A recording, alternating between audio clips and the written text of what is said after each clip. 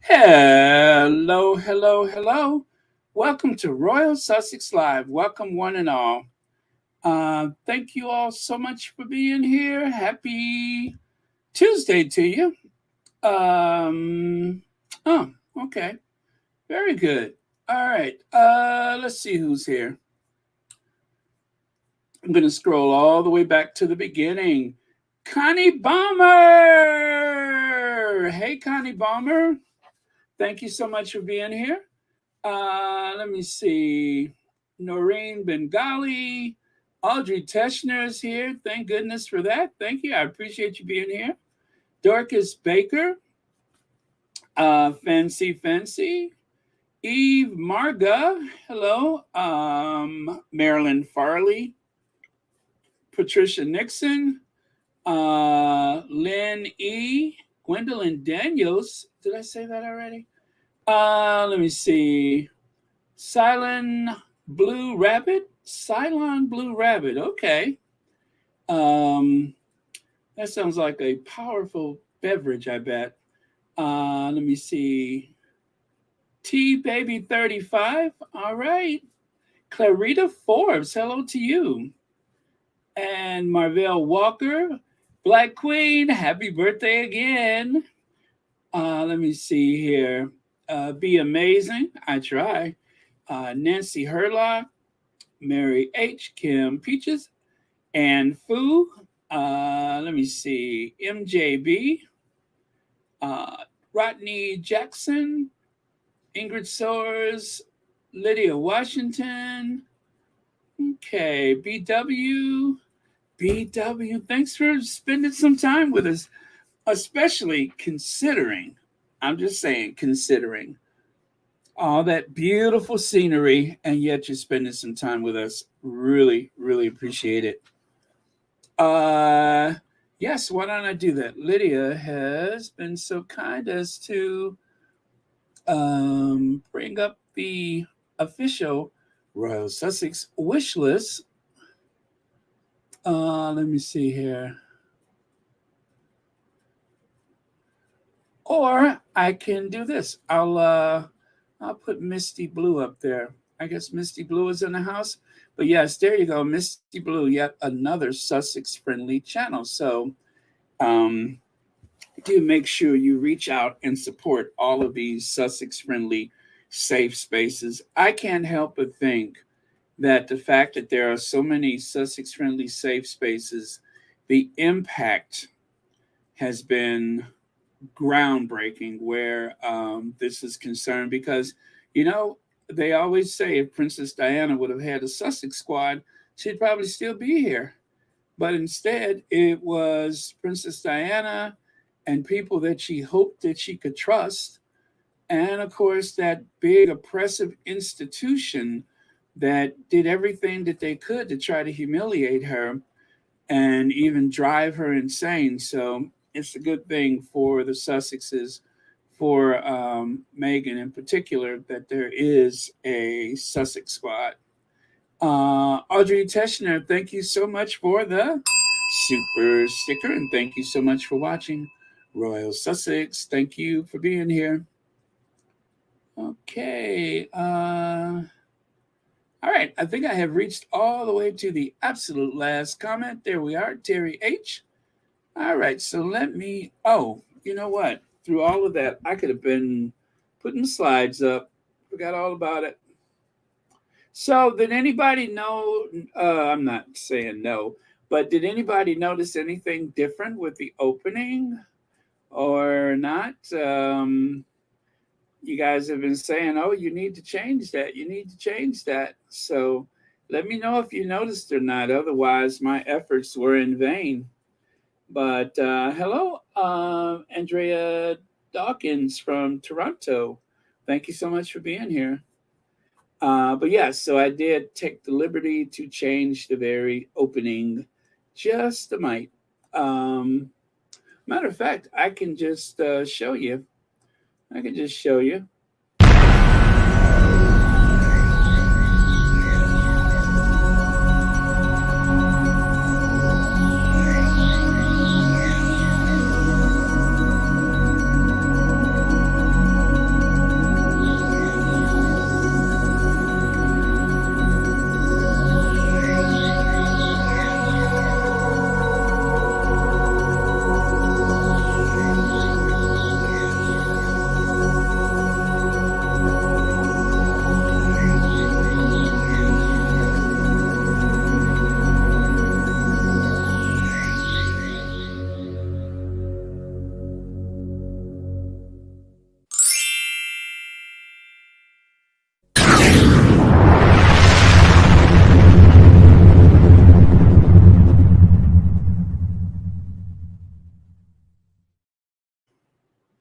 Okay, I do think it's a little louder now. Also, I changed the amount of views. For the longest time, I think it said 7 million views. Well, now it's more like almost 18 million views. So it has more than doubled. So I figured it, all right, now is the time to change it. And since I have a new computer that actually works properly, I figured I'll just do that tonight. So I did that last night. And I think it looks pretty cool. Um, but might be a little, I don't know, it's a little loud and dramatic, but then so am I. Thank you, Andrea Dawkins. Well, we're not quite 18 million yet. It's like more like 17 and a half, but I didn't want to have to feel pressured to change it anytime soon. So I'll probably do it again in about another 10 million views. 18 million views. What in the world was I talking about all that time? Well, that's actually the amount of viewers that on each occasion has come across Royal Sussex. And then, like, sometimes the average amount of time that people are in the live stream is more like maybe some days like 30 minutes is the average. Some people stay the entire time, and some people dip out and go other places. Some people go to the store and come back, and they're like, wow, you're still on. Yeah, yeah. So anyway, that's not the only thing that I changed, but yeah, pretty soon, 18 million views. Thank you, thank you, thank you. No, no, no, no, really, thank you. No, no, stop it. Thank you, thank you. No, listen, listen, listen. I said stop. 18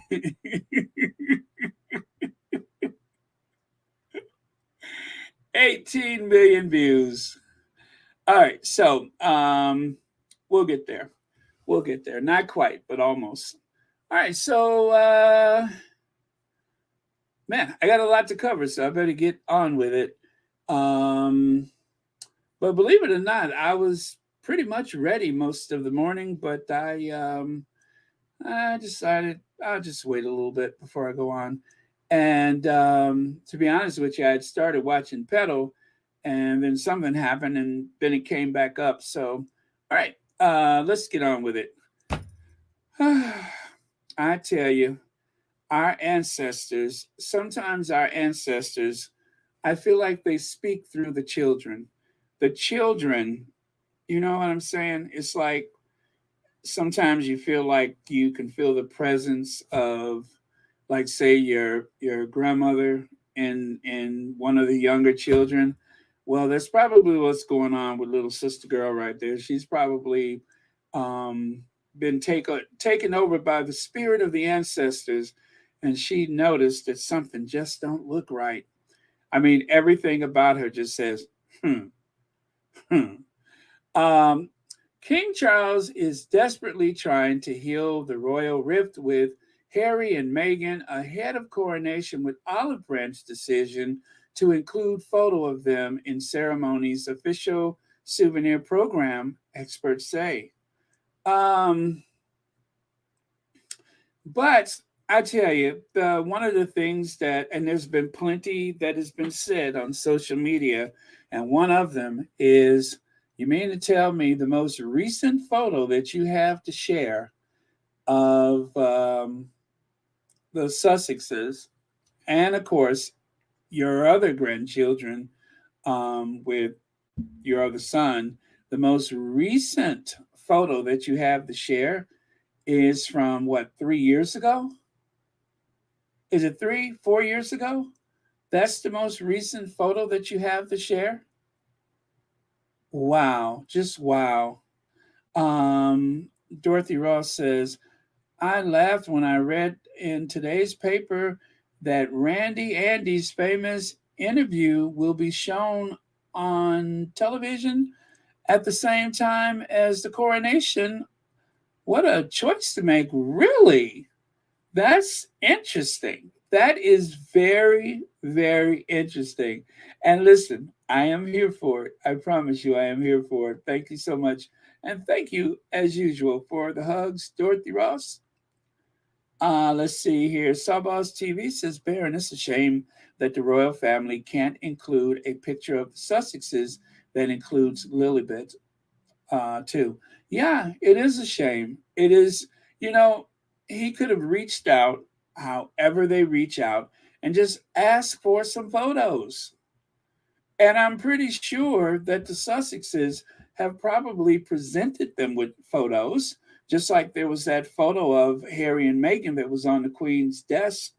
Um, it wasn't for Christmas, it was at another time. And we didn't even know that the photo exists. And of course, that's the one that I think some of us was using as a Christmas card, but it wasn't the one that they selected.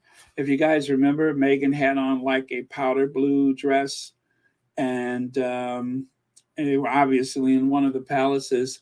So that that was a choice that they made. I mean, it was kind of ridiculous. Who knows how much Charles? I'm going to give Charles the benefit of the doubt and say he probably didn't have much of a hand in on what was happening. BW, you're on vacation and still you're thinking about Royal Sussex. Thank you so much for that. I mean, I'm telling you, I feel very special because it's like you're in one of the most beautiful places, Spain, of course, and you're on holiday for 24 years of marriage, and still you got time to hang out here with us. I am absolutely thrilled and very grateful, and thank you so much again for the super sticker. And as always, thank you for watching Royal Sussex, and happy holiday to you. Thank you so much. Oh, and thanks for being a member. Don't let me forget that. Crystal J, thank you for the super sticker, and thank you so much for being here on this. Not is it Wednesday? Tuesday? Did I say Thursday? Lord have mercy. Happy Tuesday to you. Oh man, I tell you, it's so much information coming out with the coronation. I'm like kind of excited and just a bit overwhelmed by it. Not excited for the coronation as much as it's just a lot of moving parts right now. And it's a very interesting time to be. Oh, you know what? I'm going to call myself a royal expert. Yeah, it's a very interesting time to be a royal expert. If I keep saying that, you guys, I'm going to end up on television. Royal expert. So,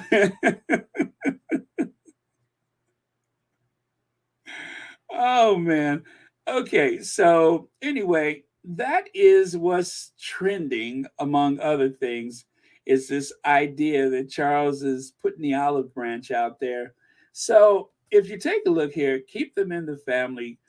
King Charles includes a photo with Harry and Meghan in official coronation souvenir program in latest peace offering to the couple ahead of his historic day. And of course, I just want to, just for balance, have you look over on the right side.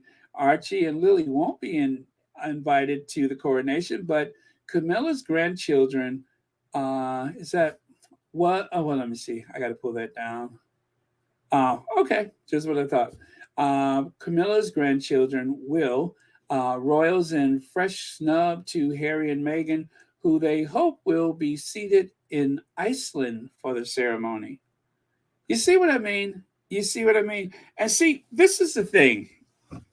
You don't know, you don't know what's just plain nastiness and what is palace briefing.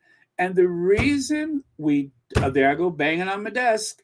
The reason why we don't know is because Charles does not have a press briefing, an official. Oh, let me stop doing that. An official press briefing on a daily basis would be so helpful. And dare I say, modern. It would be very modern because he is a head of state. And I mean, let's just face it, given the way the tabloid reporters, or and some of them may have even been proper news reporters, given the way that they have carried on about how Joe Biden didn't seem to show proper respect to Britain. He didn't have the Union Jack on the beast, and all of those things that happened around that visit that seemed like it was some snub to the UK. And yet, if Charles is equally as important, if not greater in their eyes, than the President of the United States, all of this confusion could be done away with an official daily press briefing. Even governors here in the United States have a daily press briefing, not by themselves, of course. They usually send their press agent or secretary or whatever out there to do it.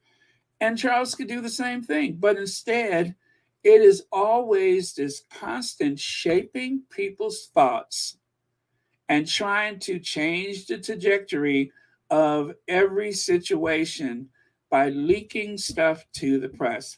And truthfully, I think that's just the way they want it, because long as it's so ambiguous, or as they say, plausible deniability seems to be the way that they will continue to inform and misinform the public depending on the desired outcome. It's kind of a stupid way to do things. It's actually silly to do that in 2023, but they still want us to try to read between the lines, to try to read the tea leaves to see what's happening next.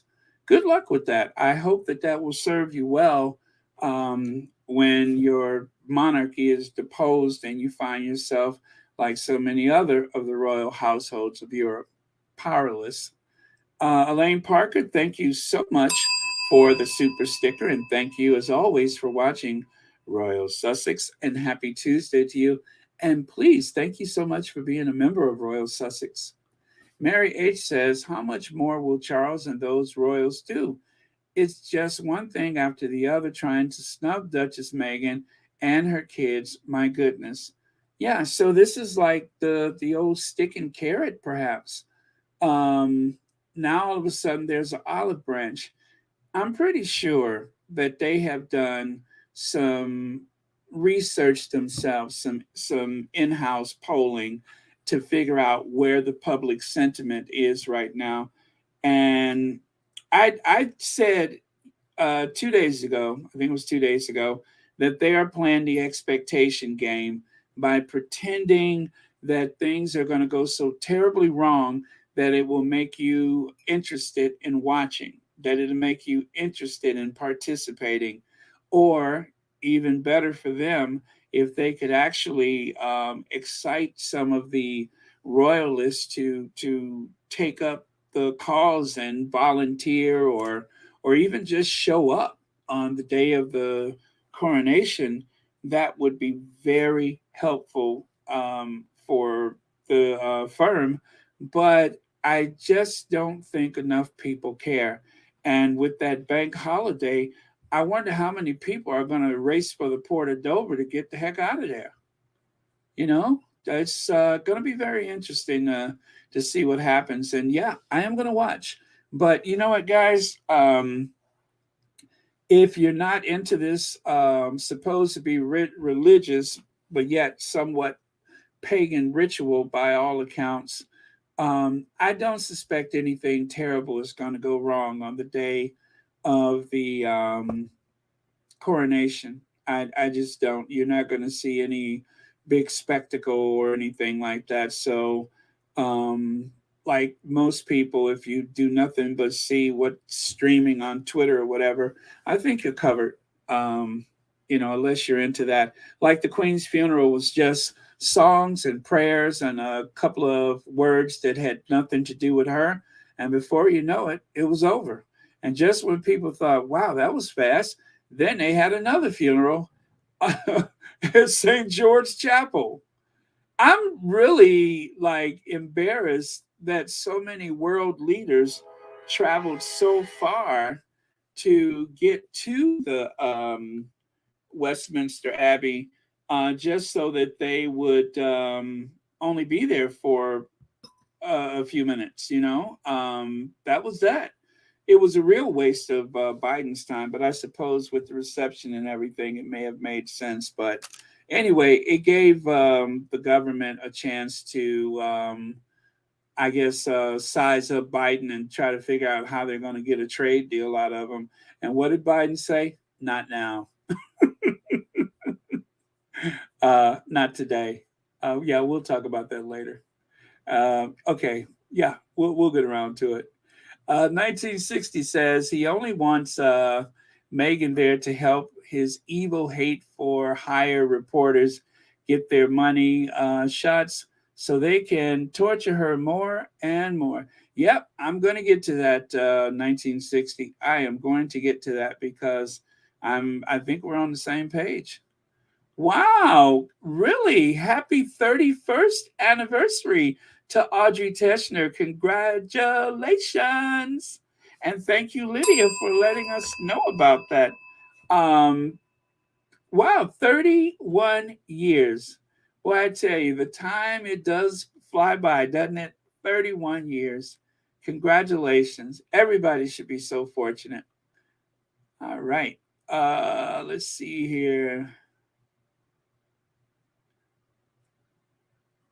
Okay, Terry H says this Charles Coronation, and it looks like he doesn't have much input. Do they see how bad it looks for him not having any pics of his two biracial grandkids? Terry H, herein lies the problem. Charles does have a lot of input, and that is why it's going so terribly wrong. Now, I promise you, I'm going to get into Charles and his terrible judgment later because I tell you, you know what, squad, we are all so in tune with each other because I promise that that is coming up. So stick around and we'll get to that for certain. Verda Sanchez, hi, family love, blessing. I am cooking, so I'm giving. Oh, there we go. So I'm giving a shout out to everyone right now, and that is not an olive branch. They claimed it to be because I don't see Princess Lily or Prince Archie. Exactly. If we don't see them, then it's just not real. It's not real until um, the California kids are there. I kind of like that. The California kids, the California prince and princess. All right. So now here's the other weird thing with all of the nasty, awful, rude stuff that is floating around the Daily Fail, among other papers. For some reason, they're running this. She told Tatler, Meghan, she's specifically rather, said to me, I don't want to tell you what to do. The reason why I've chosen you is because I love your baking and your work and your point of view and your ethos. And I was like, oh my God, that's so cool. The best job brief ever. So this is the baker, if you will, that is responsible for the official Sussex wedding cake. And also, along with that, I've never seen this photo before.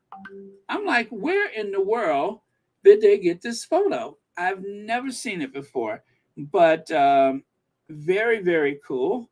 And obviously, one of the royal, I think that they were at the Royal Lodge, were they? Or were they at the Frogmore House? I think they had the reception either at the. I think it was at the Frogmore House, right? Well, either way, it was at one of the Crown Estate properties, and so yeah, they ran this story for some odd reason. East London baker Claire Patak told Tatler Meghan Markle gave her specific request for the wedding cake ahead of the 2018 nuptials, saying it was so cool and the best job brief ever. So there you go. I couldn't believe that they had this in there. And I'm just like, is this another olive branch? You see, I can't know because they just don't come out and say what they mean or mean what they say. They like to brief through the papers. And then it's up to us to try to figure out exactly what's going on. Um, oh, no, Lorna Williams. I didn't hear about that. That's interesting. So now, as you know, if you have one side of the news, eventually there's going to be someone who says, you know what?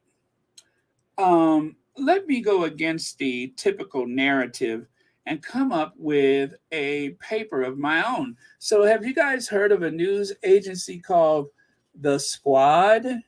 The Squad features the life and legacy of freedom fighter nurse Karen Lucita King and her August 1963 I Stay Dreaming speech. Did you guys hear about that or no? But anyway, so Meghan made the media cry. That is one of the narratives that has proved to be quite embarrassing. But yeah, I don't know who started these papers, but they are on social media right now. Let's see. Her strict demands for respect has reduced them to tears. It sure has. It sure has. And then over there, you can see only you can make the decision for what you believe in your worth. I believe your worth is, and that will determine how you allow people to treat you. So there's that one. And let's see. Well, I think I like this paper. And you know what's cool about it is that it's not even May the 6th and it's already out. So it must be the truth. Uh, and of course, to counter that other paper's assertion, he was there for you, blah, blah, blah. Well, here, the truth is Princess Meghan was there for you. Sad, so sad you refuse to protect her. And you know what? That is true because you guys remember when Meghan was leaving from the wedding of, was it Beatrice or Eugenie? And there was a car coming along the hill there by the castle, the Windsor Castle, and Meghan tugged Charles by the arm to get him out of the path of the vehicle. That really did happen. So she may have saved his pathetic, puffy hand, big ear, rubber face, childbearing hips life. She may have actually saved his life. So thank you to the Squad newspaper. And I tell you what, I'm going to make sure. Oh, actually, no, this is an April paper. Place your bet before. Okay. Uh, oh, so that is that Camilla? Is Camilla doing a Grand National? Is that what that says? Oh, yes, it does. I didn't notice that. It says Milla's favorite to win. I like this paper. You see how truthful the news can be? So, okay. You know what? I'm going to subscribe to that paper. I really will. So, whoever in the squad posted these papers, thank you very much. They are very truthful. I like that. So, but this one I know who did this Chris, Global Royal Expert. And I tell you, how much sense does this make? The final nail, olive branch, last straw. Doesn't that describe the news every day? It's the final nail, it's an olive branch, and it's the last straw. Not sometime, but every time is the last time the Sussexes will ever XYZ. I'm sorry for you guys in the UK, XYZ. It's always that last straw, the straw that broke the camel's back, the olive branch of peace, the nail in the coffin. So there you go.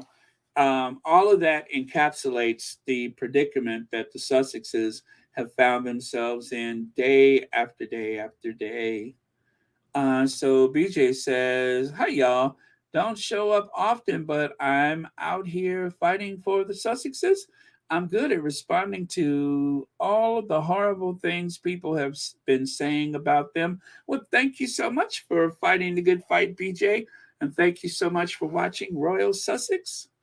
Love the squad newspaper. Well done. Yes, it is. Yes, it is. Sometimes they just get it right, don't they? So once again, let's take a look.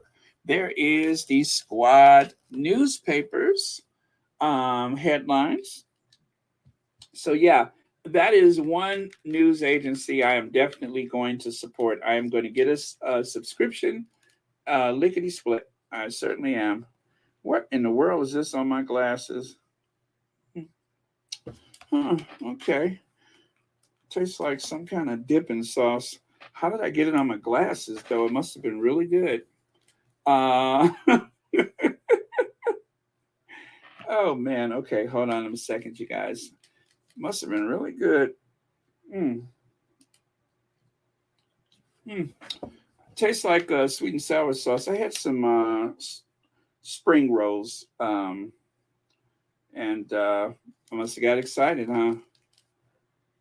Whipped some of that sweet and sour sauce all over the place. All right. Okay. Oh, that is so much better. Nope, not yet. Hold on, you guys. Almost there. Oh, okay. I got it. I got it. So is that Coralita Simone? Thank you so much, Coralita Simon. Thank you so much for watching Royal Sussex, and happy Tuesday to you. Thank you for watching Royal Sussex. Okay, very cool. Thank you very much. Now I can see better. All right, moving on. So we did that. Pirates with press pass. That describes them. Okay, Berta Sanchez says, Mr. Barron, my question is, who owns this newspaper? Let's pick them out before they subscribe because this could be a trick by one of those billionaires trying to make another dollar off the Sussex Squad. Yeah, true. Very true. You know, they're so clever, that lot. They are so clever. You know, I'm getting the weirdest, like, hybrid English accent. Not so much the tone or the pitch, but that lot. Who talks like that? I sound so posh in English. Yeah, they're very clever, that lot. When did I start talking like that? Anyway, and you know, sometimes I answer the phone. The bouquet residence, lady of the house speaking. Mind the road, Richard. Oh, Elizabeth. Every so often, I start to channel um, Hyacinth's bucket. That's bouquet. Let me see. Oh, let me see. Uh huh. Okay. Uh huh. All right. Sorry. All right. Let me put that to the side. And oh, so Meghan Markle time in the royal family is over. There's no way back for her now. Again, let me see. Which category is that? Is that final nail, olive branch, last straw? I think we need another category. Let me see. The Duchess of Sussex has decided to skip the coronation of King Charles and Camilla in a move that signals the final death nail. Okay, so that is the last nail on her relationship with the royal family. Boy, I tell you, these are some very young people in some cases that use some very provocative language. I can assure you, they use some very provocative language. I mean, they are punching well above their pay grades. Uh,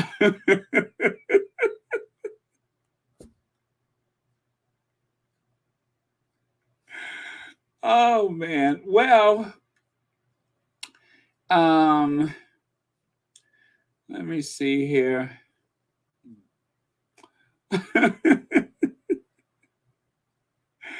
Let me see.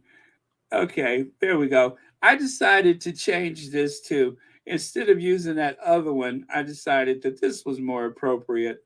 That whoever the photographer it was, they really captured the essence of Camilla Tomini. But yeah, I think somebody should. Is it Luisa Pena? I think somebody should. I don't think I can in this format, but someone should. Oh man. So anyway, I decided to pair up that ridiculous comment made by Emily Ferguson, who writes for the Express. Boy, the Express is in the hot seat right now. Did you guys notice that? They are in the hot seat, but they and deservedly so because they have been some of the worst provocateurs, given the fact that they seem to outproduce the amount of columns or articles about the Sussexes, especially Meghan, in comparison to the other news agencies.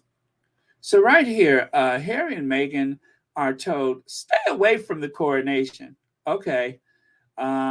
This is the ideal compromise. Experts say royal family will be relieved Meghan is not attending King Charles' coronation and leaving Prince Harry to go alone, as her presence would have been particularly uncomfortable for Kate, the English Rose, and other senior royals. So there is, let me see, that's one uh, throwing Kate under the bus. As you know, guys, that was one of the things that I said, or one of the things in the title for today's live, is that Kate is being made into a patsy. And I don't know exactly what the outcome is supposed to be, but I find it very curious that they keep invoking the name of Kate Middleton every time they mention something about the coronation. And I think perhaps it is to throw the pressure off of the queen consort. Maybe. I'm just not sure what the angle is about, but for some reason, we ought to be speaking more about the queen consort. We ought to be speaking more about the king, but yet it all seems to be the Coke or Pepsi, right? Which do you prefer, Coke or Pepsi?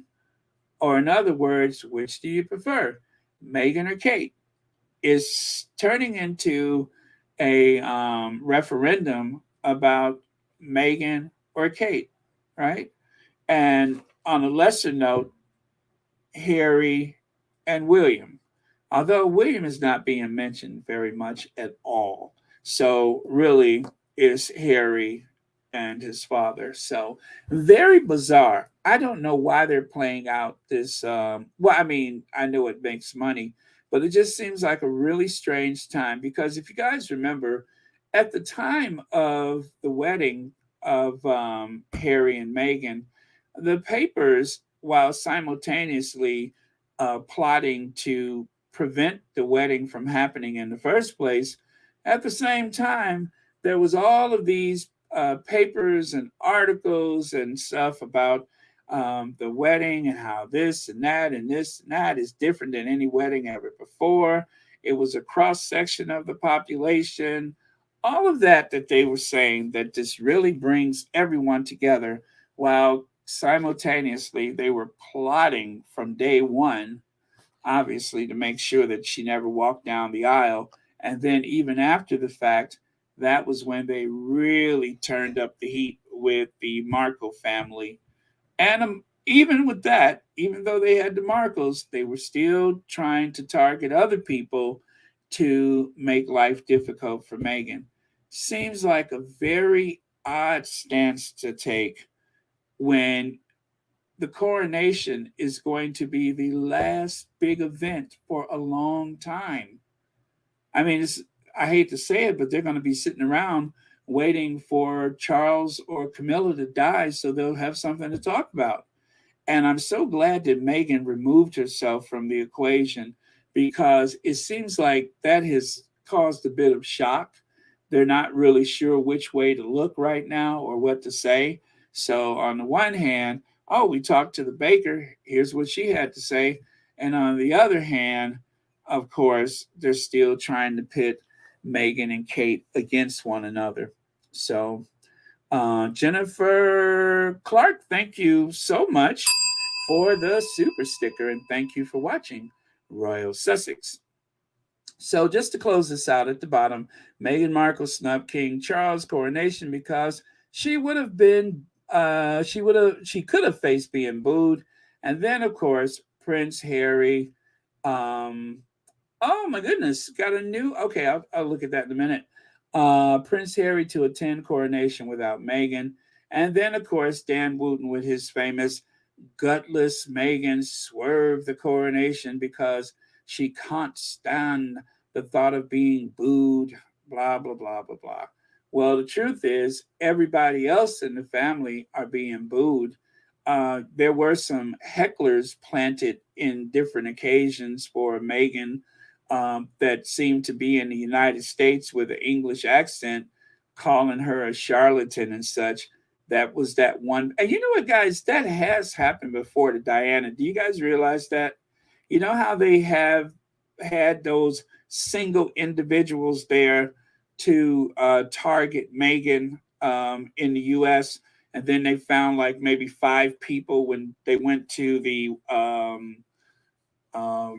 what is it, One Young World, right? And you know that that is a product of the tabloids, right? So when Princess Diana was giving a speech in New York one time, um, someone in the audience yelled, "Where are your children?" Now that is very odd that at a formal occasion like that, that someone would ask, "Where are your children?" And knowing knowing that the queen was legally the custodian of the children, she couldn't just, you know, take them around the world while she's trying to build a life for herself. And so while she's giving a speech in front of this audience, someone asked that question of her, which was very odd that someone would do that. But again, as I look back on it, I'm just like, that was one of the tabloids. They were trying to get a story.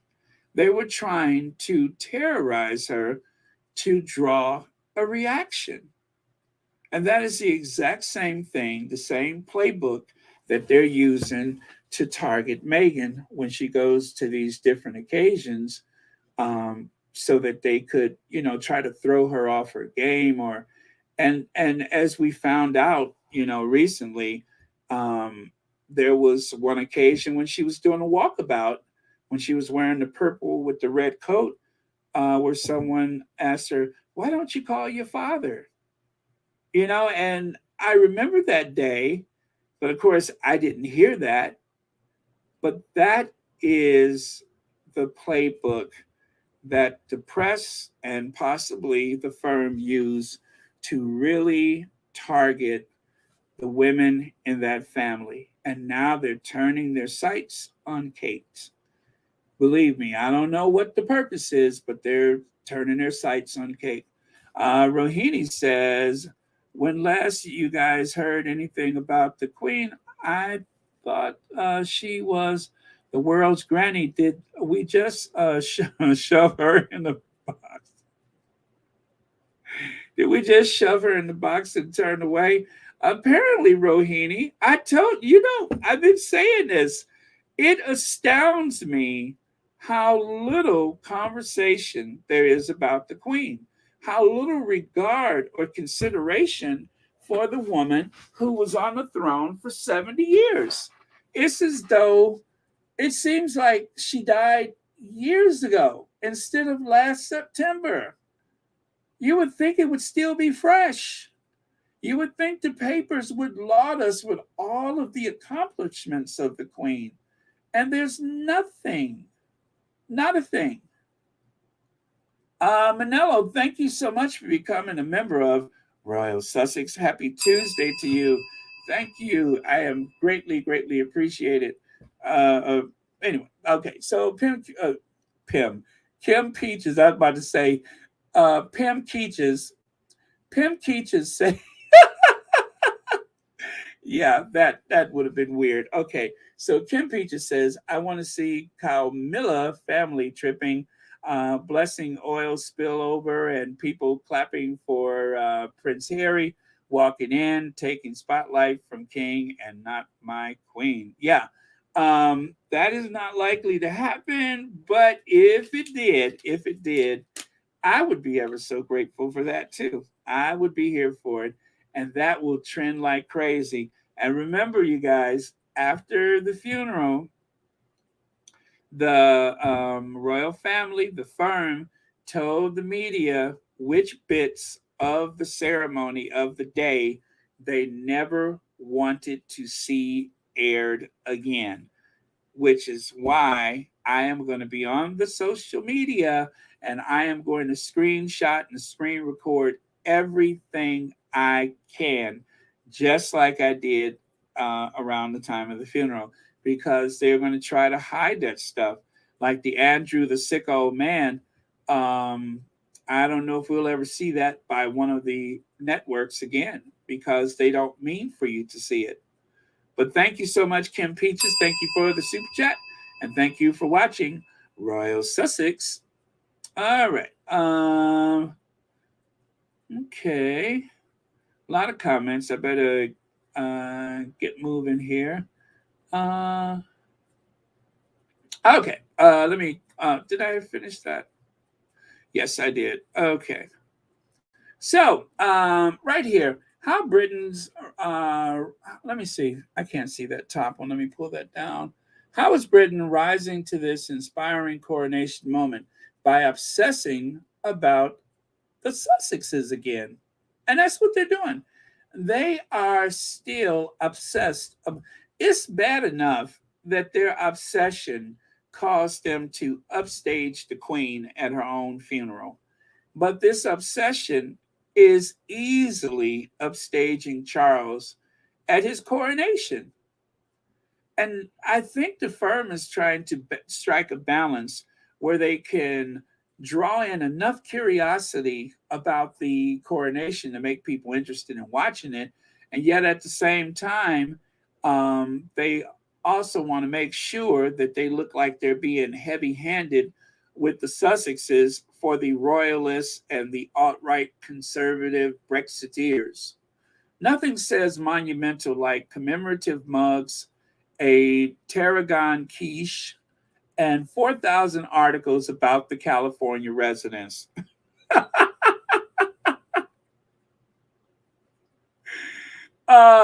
Now that is a monumental understatement if I've ever heard. But how true is that? How true is that? That is pretty accurate, I would say. Let me see. In the week before Harry and Meghan's wedding, I watched a woman in the Kensington Palace shop buy a mug that featured the unwind initials. I'm sorry, intertwined initials of the couple and retailed for £39. I love the down to earth. Sorry, she said, I love how down to earth they are. She said, I wonder where that mug is now. The cup, not the woman. Where is that mug now? Is the question. There will always be new mugs. Of course, the Royal Collection is currently selling Coronation tankards for £50, as well as such essentials as a 40-pound bone china Coronation pillbox finished in 22 karat gold, possibly in keeping with Charles's often stated mission to modernize the monarchy. Oh, I hear a whiff of sarcasm with that. If you are one of the lucky Brits selected by lottery to receive a GP appointment, I believe that's the doctor's appointment, right? General practitioner. Before the big day, do consider purchasing it and popping your medication into it. I like her. I like her. In the meantime, you have to ask how confident, inspiring really is any event that has thus far defined by the 4,000 articles and counting about the attendance or non attendance of a couple of guests. Nothing says we're bigger than that than having to move on, like obsessing over the social plans of the two California residents. This event is so inspiring and generational and monumental that the sole thing people can get truly worked up about is how their worst person in the world isn't coming to it. Surely it's one of the interesting things about Charles, isn't it?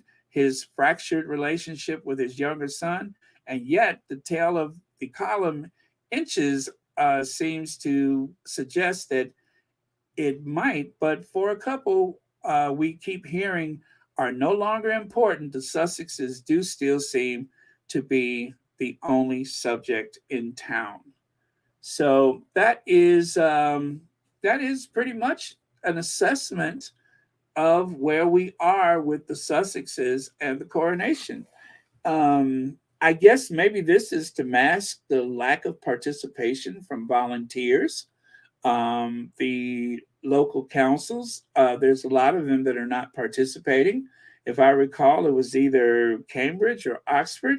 They were going. They, no, the I believe that they were asked to reschedule their graduations, and they said, "Nope, we're going to do it that day on the coronation day." So go figure, right? It seems to be um, not really popular with people.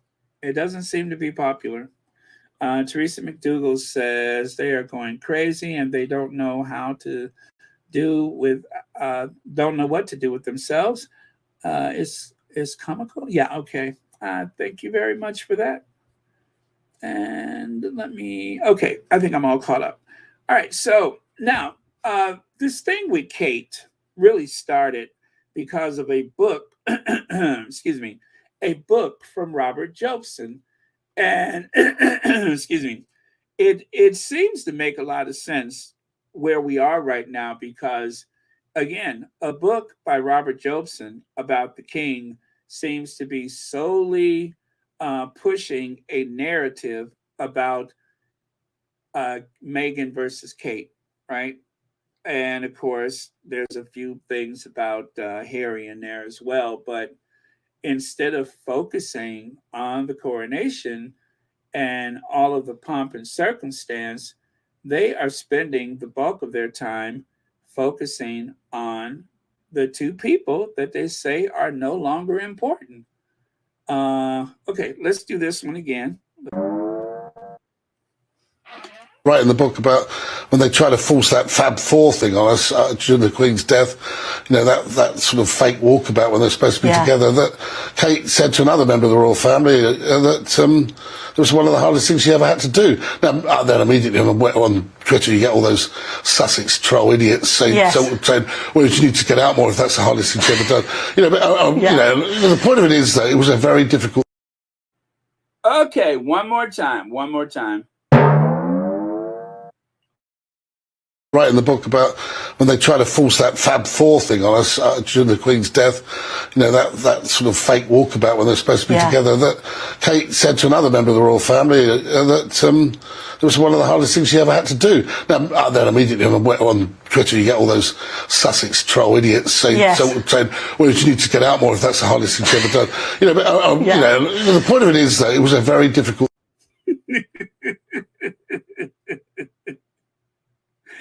Oh, Lord. Thank you for that, Angelina Stanley. Thank you.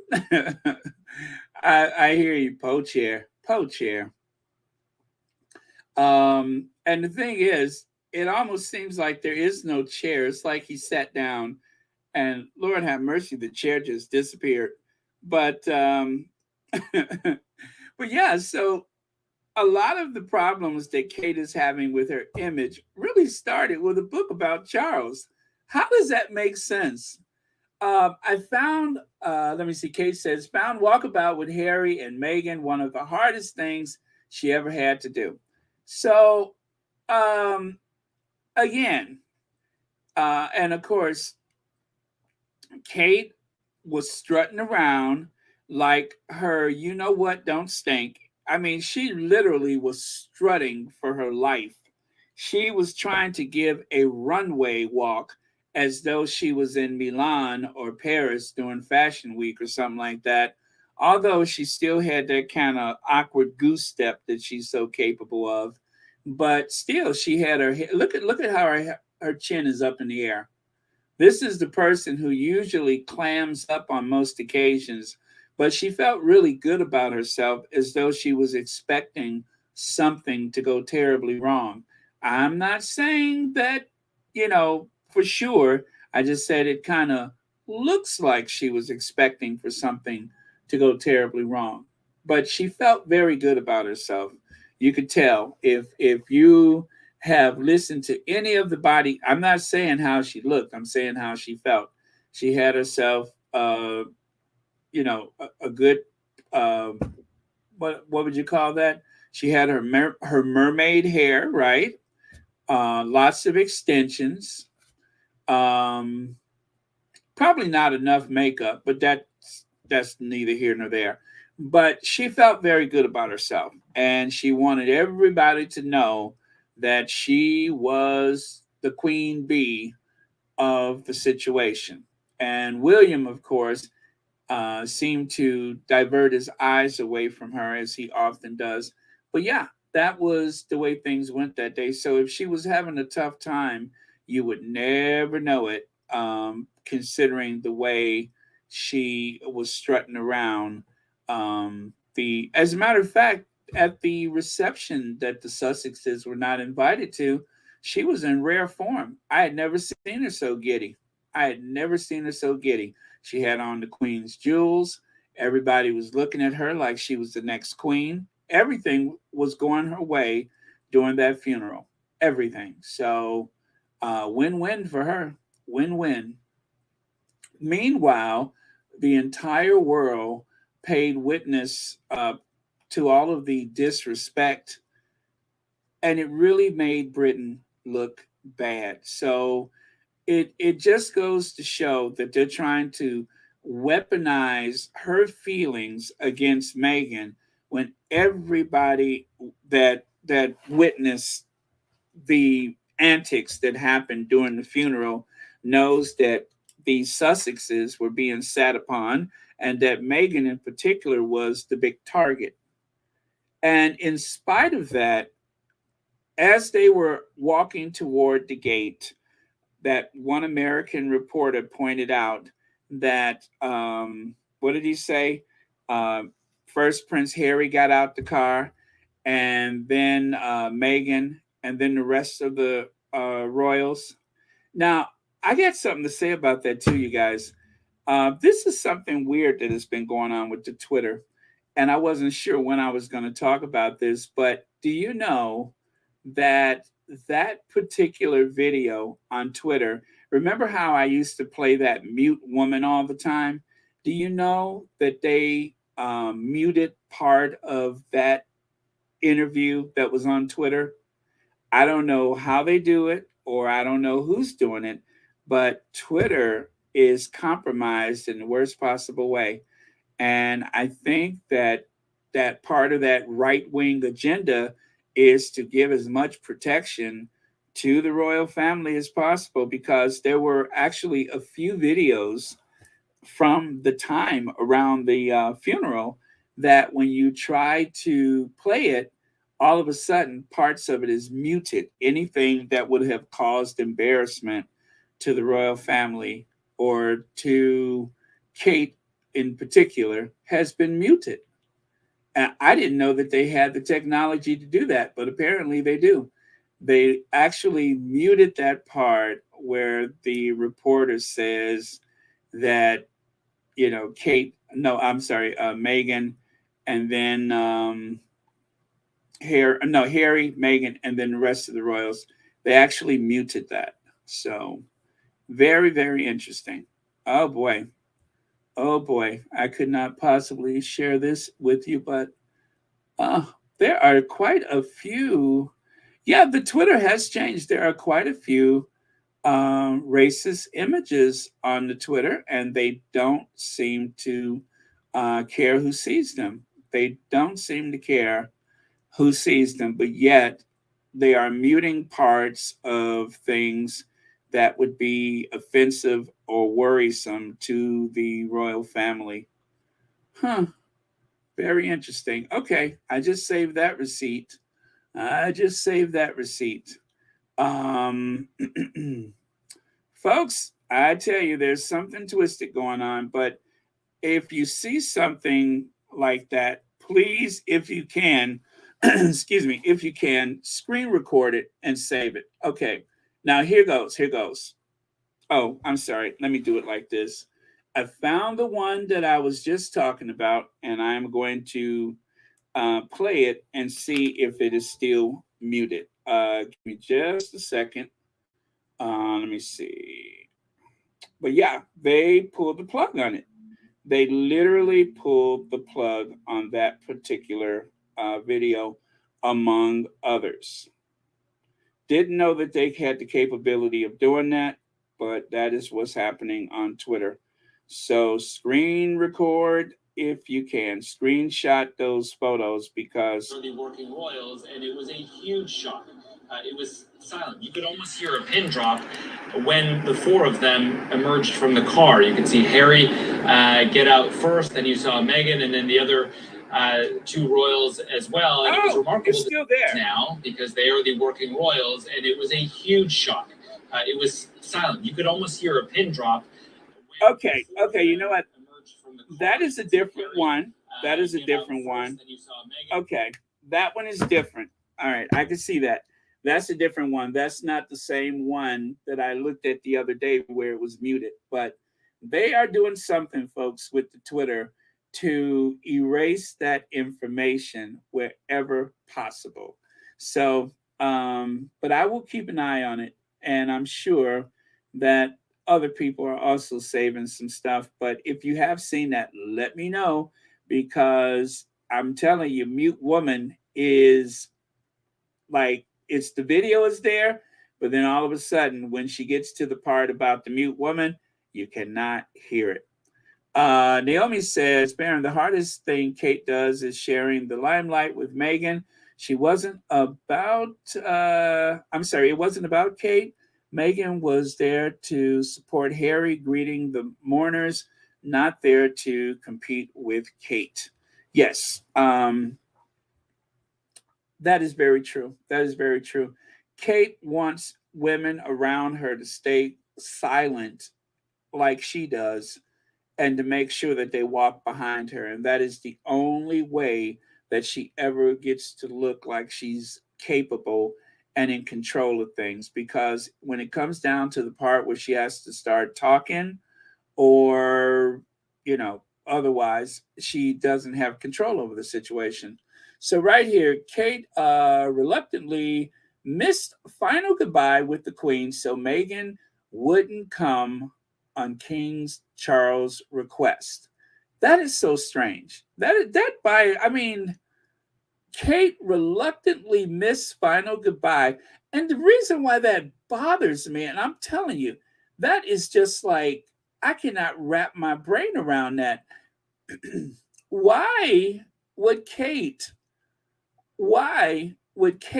feel so awful about not being there with the Queen, considering that there was little or no chemistry between the two of them? And she definitely never went out of her way to be with the Queen. The Queen probably wanted, well, let me stop saying that, because she probably didn't want that. But I would have been sure that the Queen would have felt the need to help her orientate herself into the firm. And it seems like early on, they realized that you're not going to get much out of Kate. You're just not going to get much out of her. I think I read somewhere that she's like done 70 engagements for all of last year. 70 engagements. That's shocking. 70 engagements. Don't know how true it is. Rohini says it's another attempt at revising history because there is footage of Meghan looking visibly scared, once again weaponizing a white woman's tears. Jobson is disgusting. Yeah, and that's exactly what it's called. That's exactly what it's called. And that is one of the things that have gotten so many black people killed here in the United States is weaponizing a white woman's tears. And I do believe that that is encouraged from a very young age, that it is well defined that, especially in some particular households, I'm sure, where they let the girls know this is your power. This is what you do when this happens or that happens. And how many times have we seen on social media where you will see some, like, let's say, college age girl that has attacked a black person, that has confronted a black person, and then all of a sudden they'll just burst into tears, especially when they're on the phone with the police. The bird watcher in Central Park, he asked the lady, can you please keep your dog on the leash, because a lot of the migratory birds are killed by dogs and by cats in the park. And that migratory pattern means something to some people. But instead of just doing as asked, what did she do? She called the police and said that this black man is threatening me. So this is serious business when you have a woman of color in any situation. Although, yes, Meghan is rich. Meghan has been rich for a long time. She has been successful for a long time.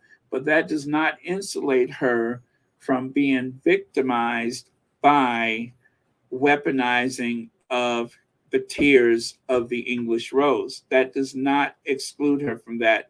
There's a lot of people that have been threatening to the Sussexes for a long time because, just like with the former president, it's amazing how people in some very high places can call themselves a victim. And then they'll say, you're playing the victim. You're playing the victim. And just like when Kate went to that Sarah Everhard thing, they told people to stay away from it. Kate shows up, and then they put Meghan's name on the police report. Was that a joke? They put Meghan's name on the police report. How does that make sense? So yeah, it's a very serious thing. In all likelihood, it wouldn't be Meghan running from the police or afraid of the police. It would be the right-wing nut job that could be a problem for her. Like the woman who showed up in New York and was heckling Meghan in 2019 with a face mask on. In 2019. Exactly what did she have in mind? We were not in a global pandemic. I can see those pictures in my mind's eye. It's 2019, and this person heckling Meghan, and even one of her Meghan's security people had to step in between because this lady seemed to be going for her. That's the problem. That is something that is a worry. And so, yeah, they're weaponizing Kate's tears, Kate's emotions, Kate's feelings. And while at the same time, Tungsten can take care of herself. That is what they're trying to say. Tungsten can take care of herself. She's tough. She can take care of herself. She's from, where do they say she was? From straight out of Compton. Yeah, she'll be all right. Okay, let me see. I'm going to share this with you guys. I'm going to share this with you. Now, again, this was a gathering that was illegal at the time because of the pandemic, right? But someone who felt like they needed to be seen was praised for breaking the law.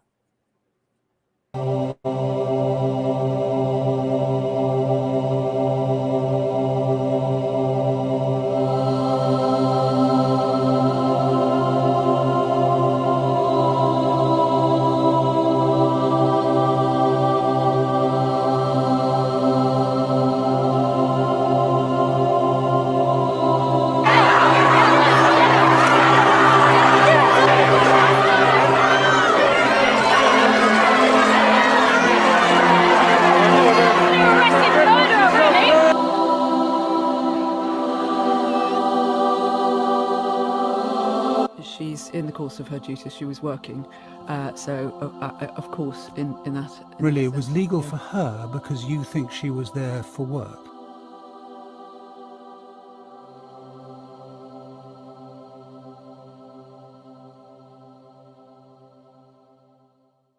That they were willing to lie to protect other members of the family, but they weren't willing to tell the truth to protect me and my husband. Again, they put Meghan's name on the police report instead of Kate, who was the one that broke the law. And on top of breaking the law, let me tell you something else. Everybody had a mask on except for Kate because she wanted to make sure that she was seen. Yet, when Meghan went to Uvalde, Texas, just think of some of the things that was said about her. Meghan, who actually went and worked in the kitchen. Meghan, who brought flowers, just like I think Kate brought flowers to that occasion. Meghan wasn't trying to be noticed. She had a face mask on, and nobody really recognized her until one of the reporters was just like, oh, that is how that happened. There was no announcement or anything like that. She didn't have the big, group of royal protection officers. It was just herself, and I think she had one security guard with her, and that was it. But yet they, Kate broke the law. There was nothing to be said about it. But those women that you saw fighting with the police, a lot of them were arrested for breaking the law for being out during the pandemic. But Kate, as a royal, is above the law, right? So she just went in there and did what she wanted to do without any regards to the other people and wasn't even wearing a face mask when most everyone else was. Make that make sense. But that is the privilege of being the English Rose, is that you do what you want to do and you don't pay any regards to what the rules are. Shelly L says, hi, Baron. Of course, we're going to see racist material on Twitter is owned by a rich, what is that?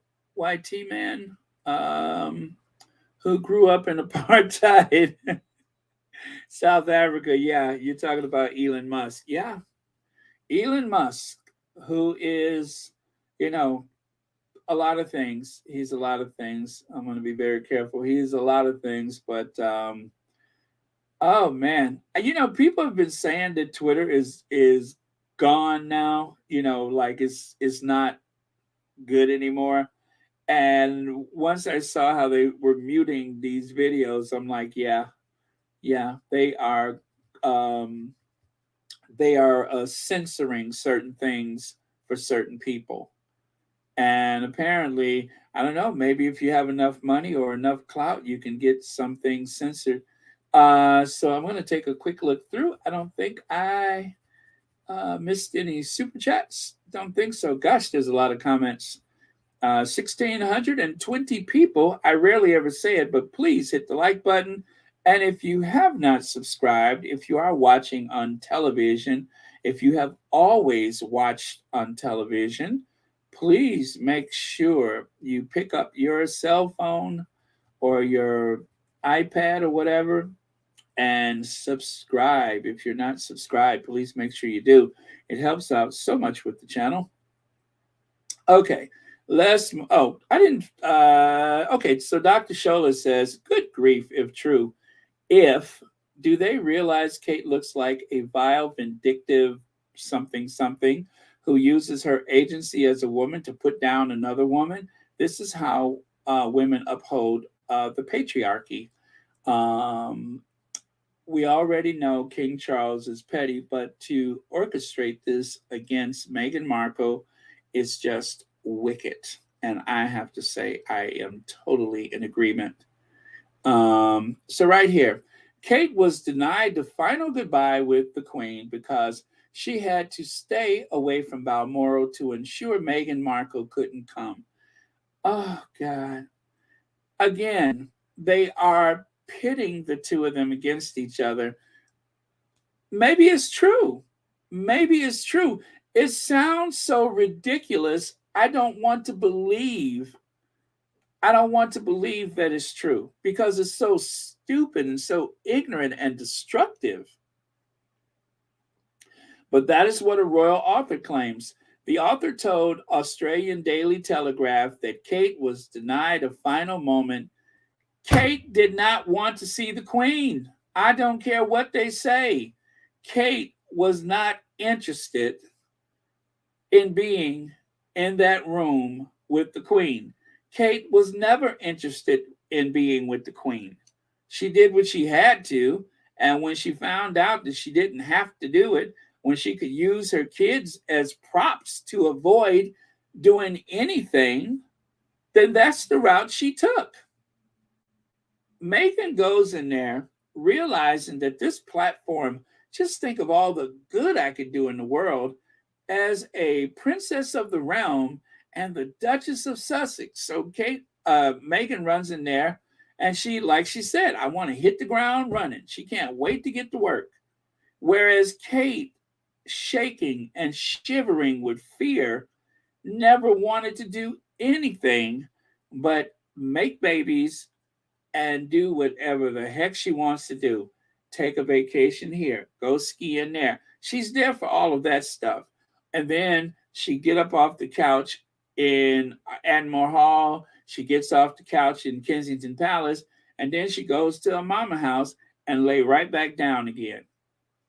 Laziest individual ever. The king said it was only for the children and the grandchildren to be with the Queen. He told the Daily Telegraph in Australia, that of course being this author, adding that Charles wanted to stress that it was not appropriate for wives to attend, even though Sophie Wessex traveled to Balmoral. Exactly. Sophie was there. Sophie Wessex showed up. I thought it was just for the children and the grandchildren. Privately, he wanted to say Meghan was not welcome. He continued, according to a report in the New Zealand Herald, Kate deliberately stayed away, but she desperately wanted, oh God, I can't even say that without almost vomiting. She desperately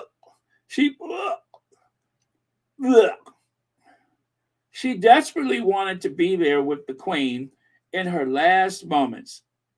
That's eaten Kate up and has built up resentment toward Meghan. So they're trying to perpetuate a hostility against Meghan using one of the laziest people that has ever drawn a breath and called themselves a member of the royal family. One of the laziest. She was declared lazy by the Queen on multiple occasions through whatever briefings to the press in the hopes to shame her into doing something other than sitting around getting hair extensions.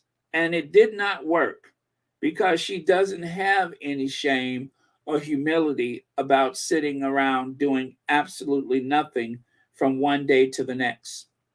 She doesn't have to do anything with the kids. She's got nannies. She doesn't have to cook. She has cooks. She don't even have to drive.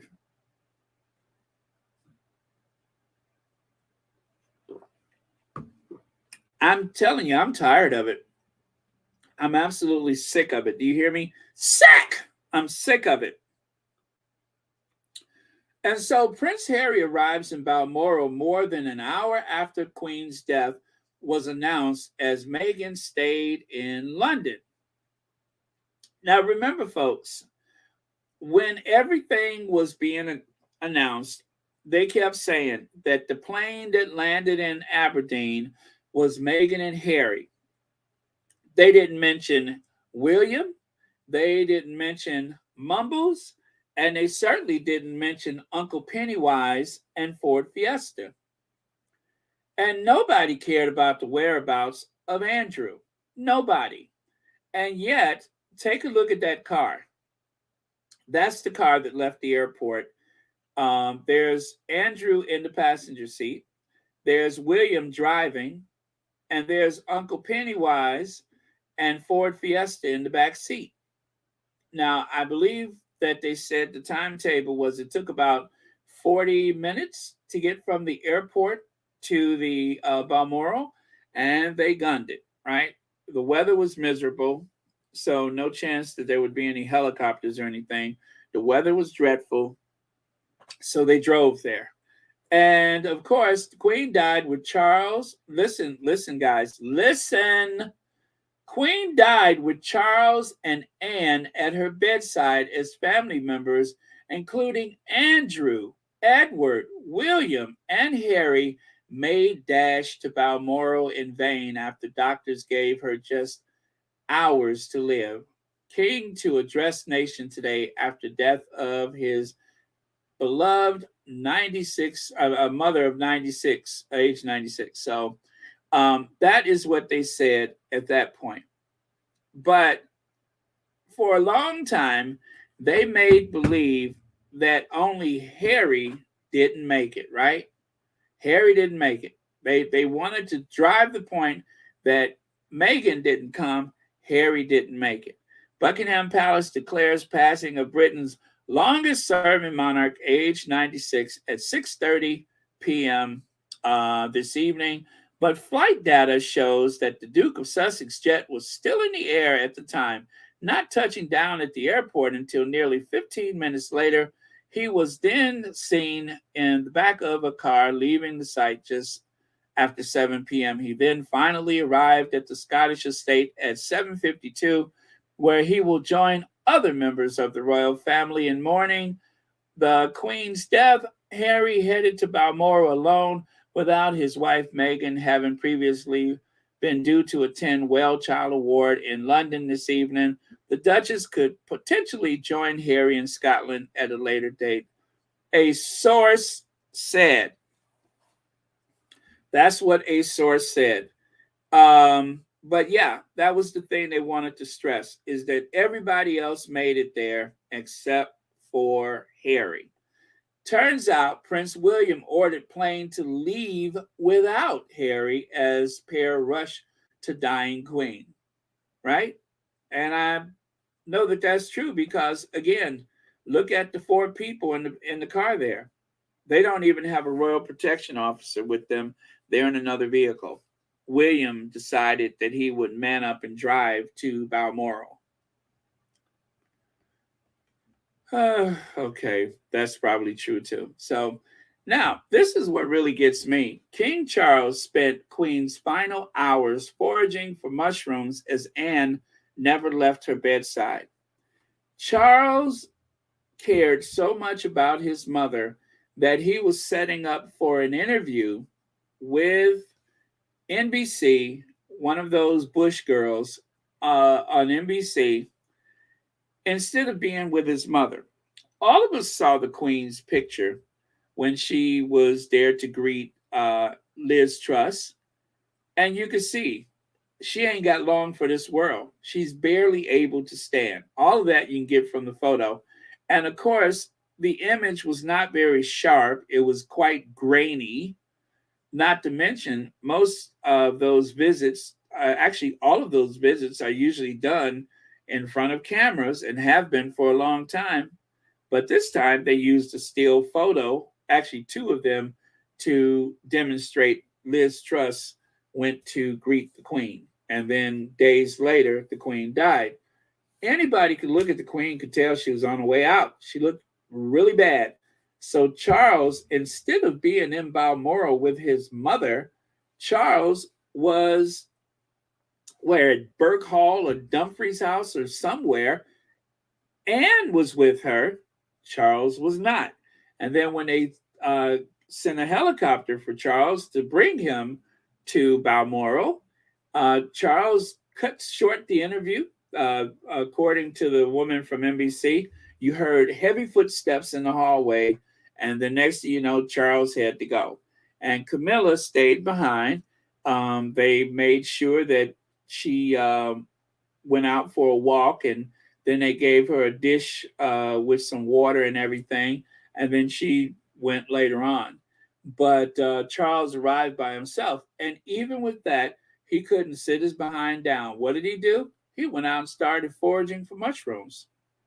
Your mama's upstairs dying, and you're outside foraging for mushrooms? Seriously? I mean, this is your time, isn't it? He's out foraging for mushrooms. I had a feeling that he wasn't there. Now, according to them, that he actually ran back inside just before she slipped away. No, he didn't. I don't believe he did. I don't believe he did. I don't believe he was there. Anne was the only one that stayed by her side. Charles was preoccupied with mushrooms.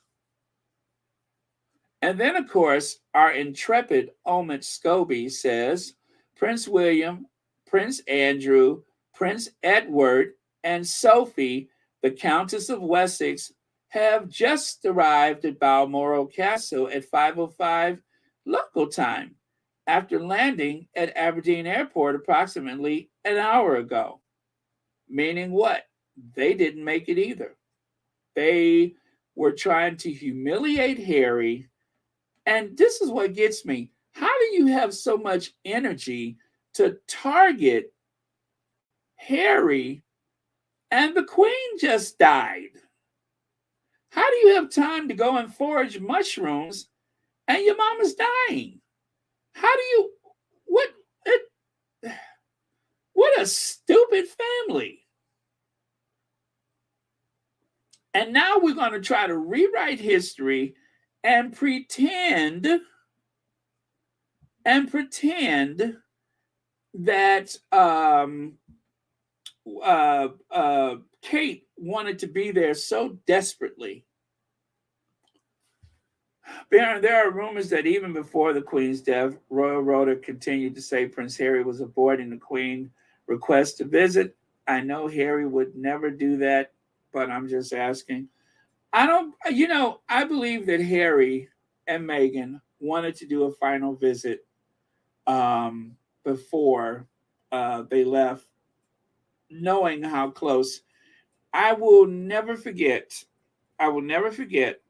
the way Harry's face appeared to me in Dusseldorf.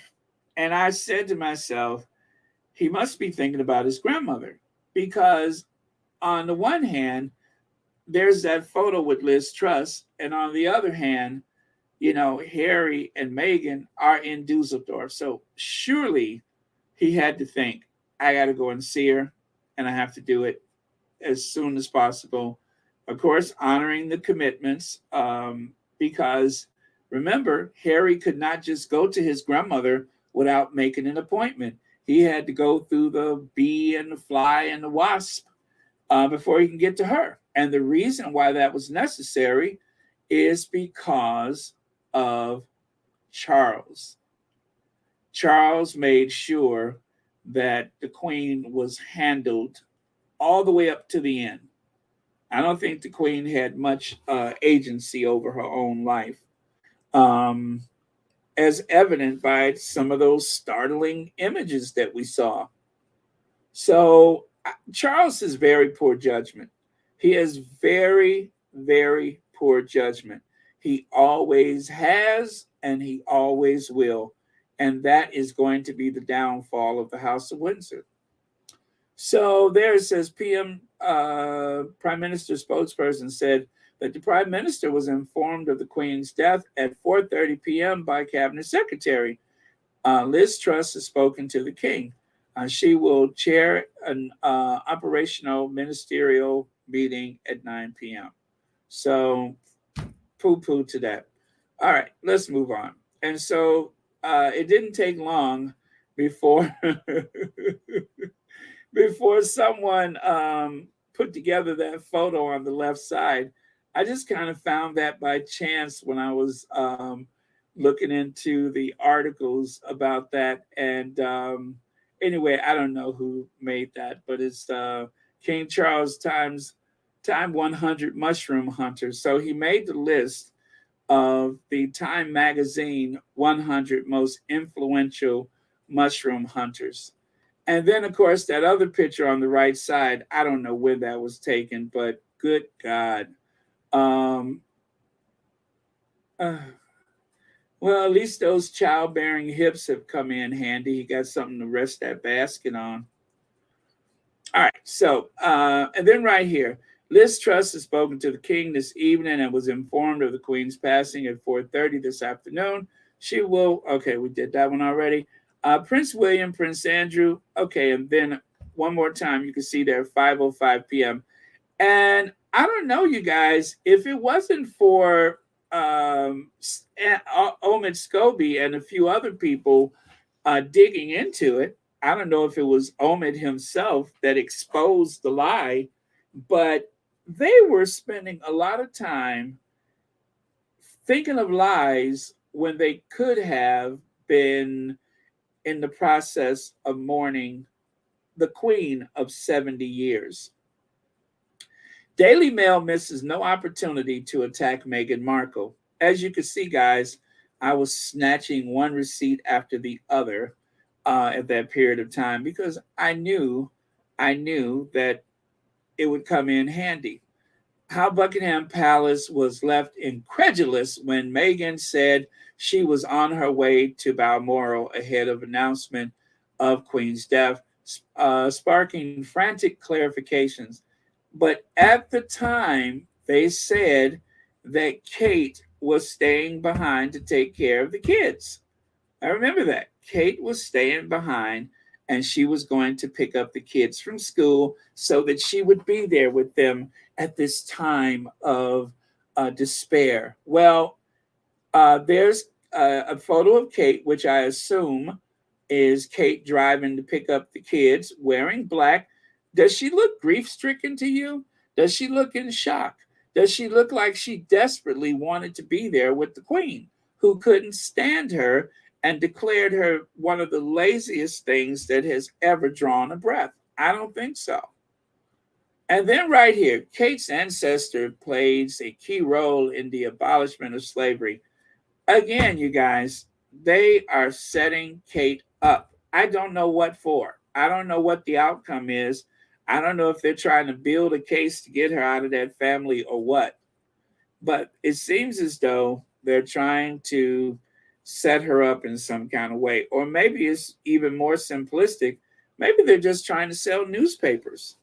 But there she is, a woman called Moses, Kate Middleton, mocked after reports says her ancestors' efforts to free Meghan's ancestors from slavery. It is the height of ridiculous. Now, that is incredulous. I feel incredulous about that. Yes, I am incredulous. I ain't even sure what it means, but I am incredulous about this story. Positively, utterly incredulous. The word of the day. Kate Middleton mocked, trolled online after reports said one of her ancestors played a key role in the abolishment of slavery. And there she is, Harriet Tubman. Harriet Tubman. Dun, dun, dun, dun, dun, dun, dun, dun, dun, dun, dun. Way down the little Pawnee River, far, far away. Kate Middleton blocked Meghan Markle from attending Coronation. Sit at the back. Again, they are briefing like crazy. And for some reason, they are making this about Kate. Maybe it's to draw the attention away from Charles and Camilla and to direct any hostilities that people have for the royal family. Maybe they want them directed toward Kate. And then, of course, as I said yesterday, with all that Queen Kate's ready to be queen. Kate this, Kate that, queen this, queen that, only for them to slap her back in her place by what was her name? Roya Nika? Wasn't she the one who yeah, she wrote this article, right? How the Other Woman Won the Game of Thrones by Roya Nika. Well, it's official, you guys, and they are in their face with it. They are literally in their face with it. Oh, thank you, Penny Wiseman. Thank you so much. I'm glad you enjoy yourself. Okay, so take a look here. Christopher Sharp. Please don't call my colleagues hate for hire. We're journalists doing a job. Don't make assumptions about all of us just because you don't like the work of a few of us. Well, that is very full-throated defense of one of the worst things that has ever happened to civilized man, and that, of course, is the tabloid news. So Edwin Hayward calls out Christopher Sharp. He says a Daily Express journalist attempts to defend the industrial scale vilification of Meghan Markle practiced by his colleagues day in, day out, month in, month out, year in, year out. Truly sad to see. So in return, Christopher Sharp decided to block Edwin Hayward. He got blocked for calling him out. It is rather brave for Christopher Sharp, in spite of everything that we've heard recently about the scale of these attacks. Actually, I shouldn't say recently, because that has actually been a thing for quite some time, but it's just that once again that they have been called out for it. Like, for instance, take a look here. He was triggered by this. I love that. I mean, he is totally trolling this guy. He was triggered by this. This is what industrial scale hate mongering looks like. All the stories below attacking Meghan mainly, and Harry quite a bit, appeared on the Express website within the last 24 hours. 44 biofield rants in just one day. That's a pace of 16,000 attacks a year.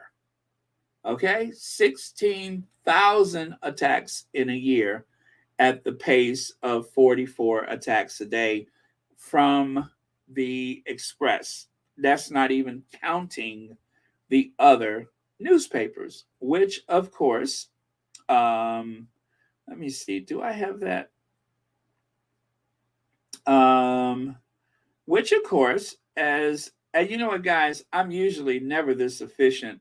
And sometimes it takes me a minute to find what I'm looking for. But I have been keeping my receipts. And sometimes I look and I find stuff I didn't even remember that I had. But, you know, eventually I get there. Let me see. That was 18, 17. I think I need the 16th. Let me see. The 16th. I might as well bring up the 15th. So 16th. Yes. Okay. So is it this one here? Let me see. Yes, there it is. There it is. So this, I put the date up there because that's the date that I saved these. And I know I just shared this with you guys on the 16th, but I'm going to do it again. So that is the Daily Express in August. One day in August, 50 articles about the Sussexes, mostly Meghan. There's the Sun, 28 articles in one day, mostly about Meghan. And then there is the Daily Mail, 31 articles in one day, mostly about Meghan. I had forgot I saved that. I don't even know why I saved it, but I did. But I forgot I saved it. And so when a topic like this comes up and you can go and find something like that, it just lets you know that even though this is being highlighted here, I probably wouldn't have thought as much about it, even though I am bothered by it, until I saw this. And I'm just like, wait a minute, that's just like it was last year. So, and of course, then there's this, no secret that it's the courtiers, that has perpetuated this bullying and leaking and briefing. It comes from inside the house. Yeah, that's true, Connie Bomber. They would not survive without her. They are very well paid, and in Robert Jobson's case, very well fed because of Meghan. So right here, he's still at it. Bear in mind that neither Meghan nor any spokesperson here is, wait a minute, let me see that. I can't see it. Any spokesperson of hers is saying anything to the media. So this is all scuttlebutt plucked out of thin air. Okay, there we go. So right there, those are two articles from that same reporter, Christopher Sharp. Royal Family Live. No plans for Harry and William to reconcile at Coronation after row. Meghan Markle has a surprising reason for wanting better relations with King Charles. Oh. And this, I'm just like, I'm sorry, I don't have words. I don't have words. You just got called out for this. And I guess they hire these young, mostly young, some of them are old has-beens, but they hire them as journalists to write this filler.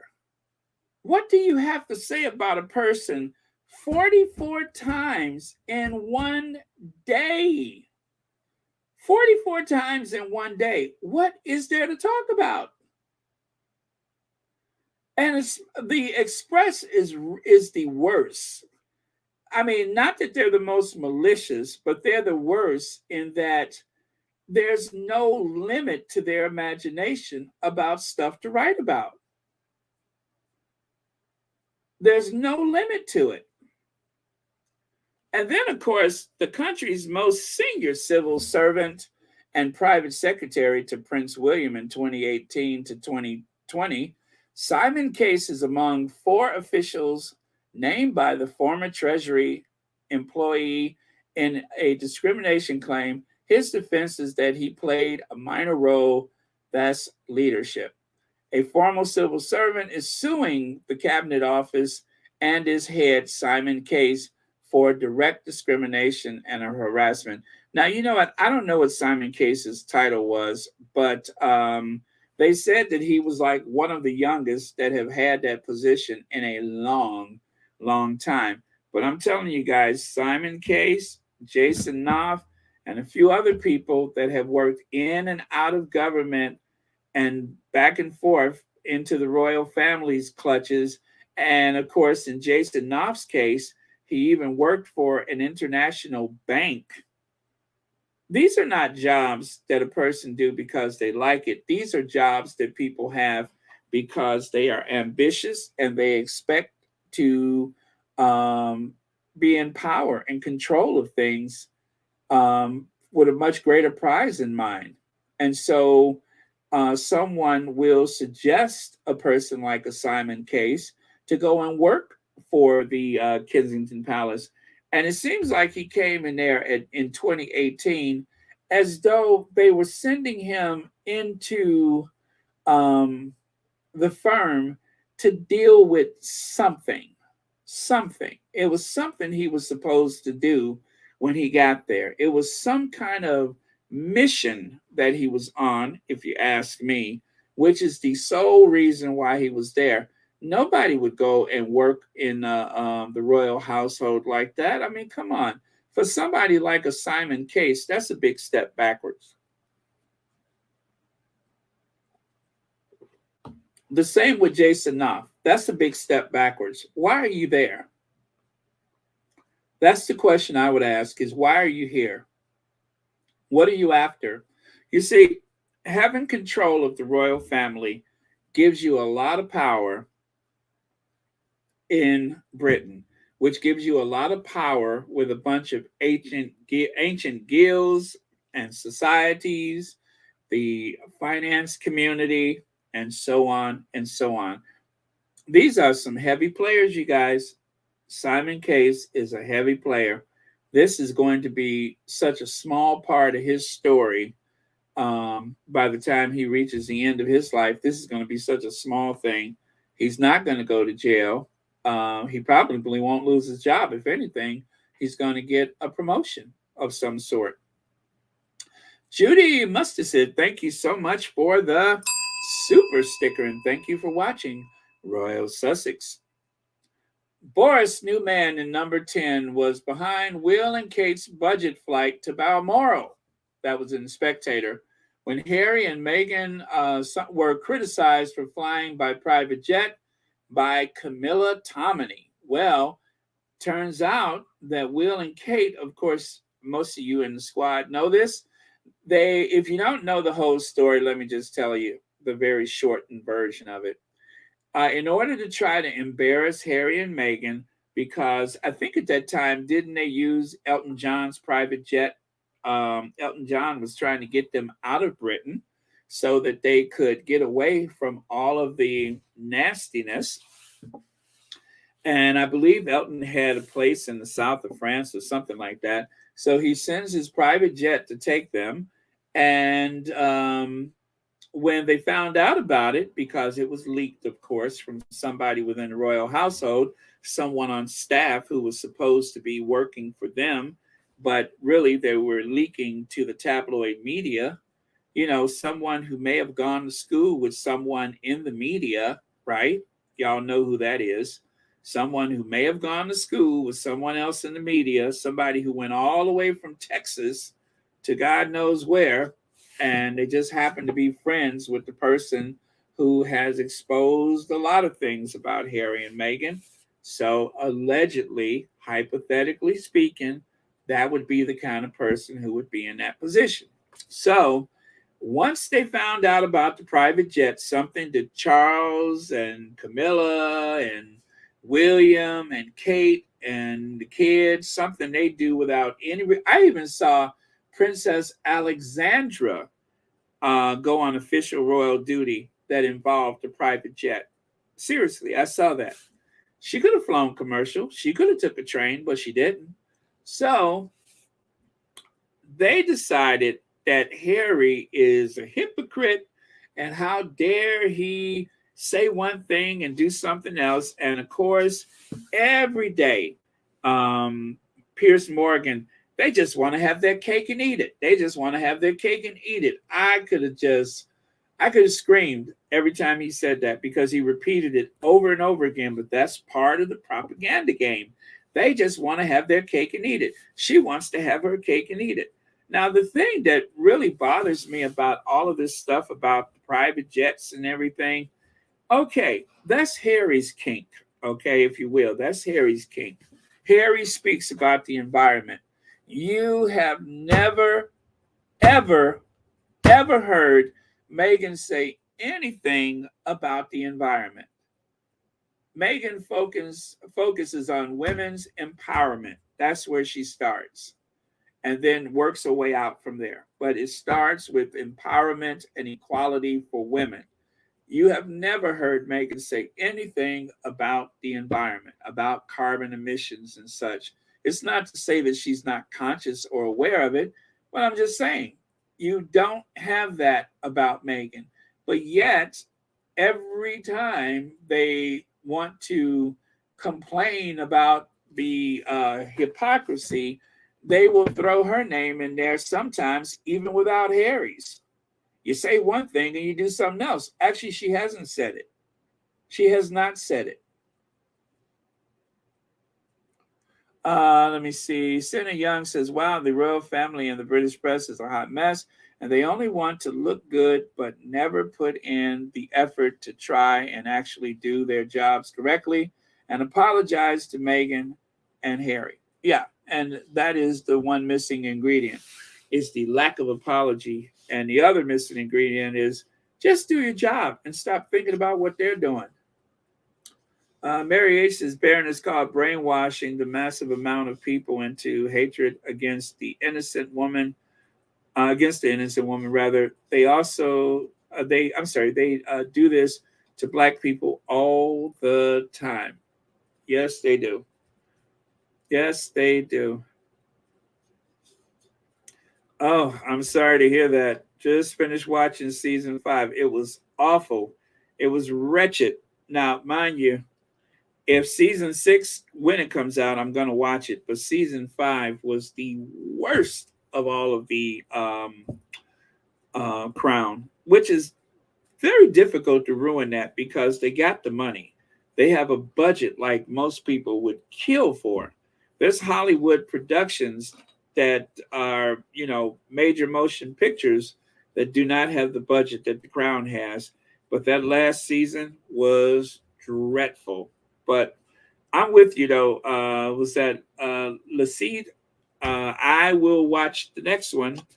But yeah, it was really bad. But anyway, thanks for sharing that. They are a dysfunctional family. Okay, so that's the thing about. Oh, I never did get around to the jet, did I? So to make the Sussexes look bad, they went to one of the budget carriers and requested tickets to fly somewhere, right? But instead of like getting on a commercial flight with everybody else, they were pretending to do that. Even got the kids carrying the backpacks, right? Well, the bad thing is that in spite of the carbon emissions, in spite of the impact on the environment, they flew an empty plane hundreds of miles to pick up Will and Kate and the kids and fly them to their destination just so that the cameras could see them being just like any other typical British family that just happens to have an 8 million pound helicopter, a fleet of Range Rovers, and 4, maybe 5 houses at this point, right?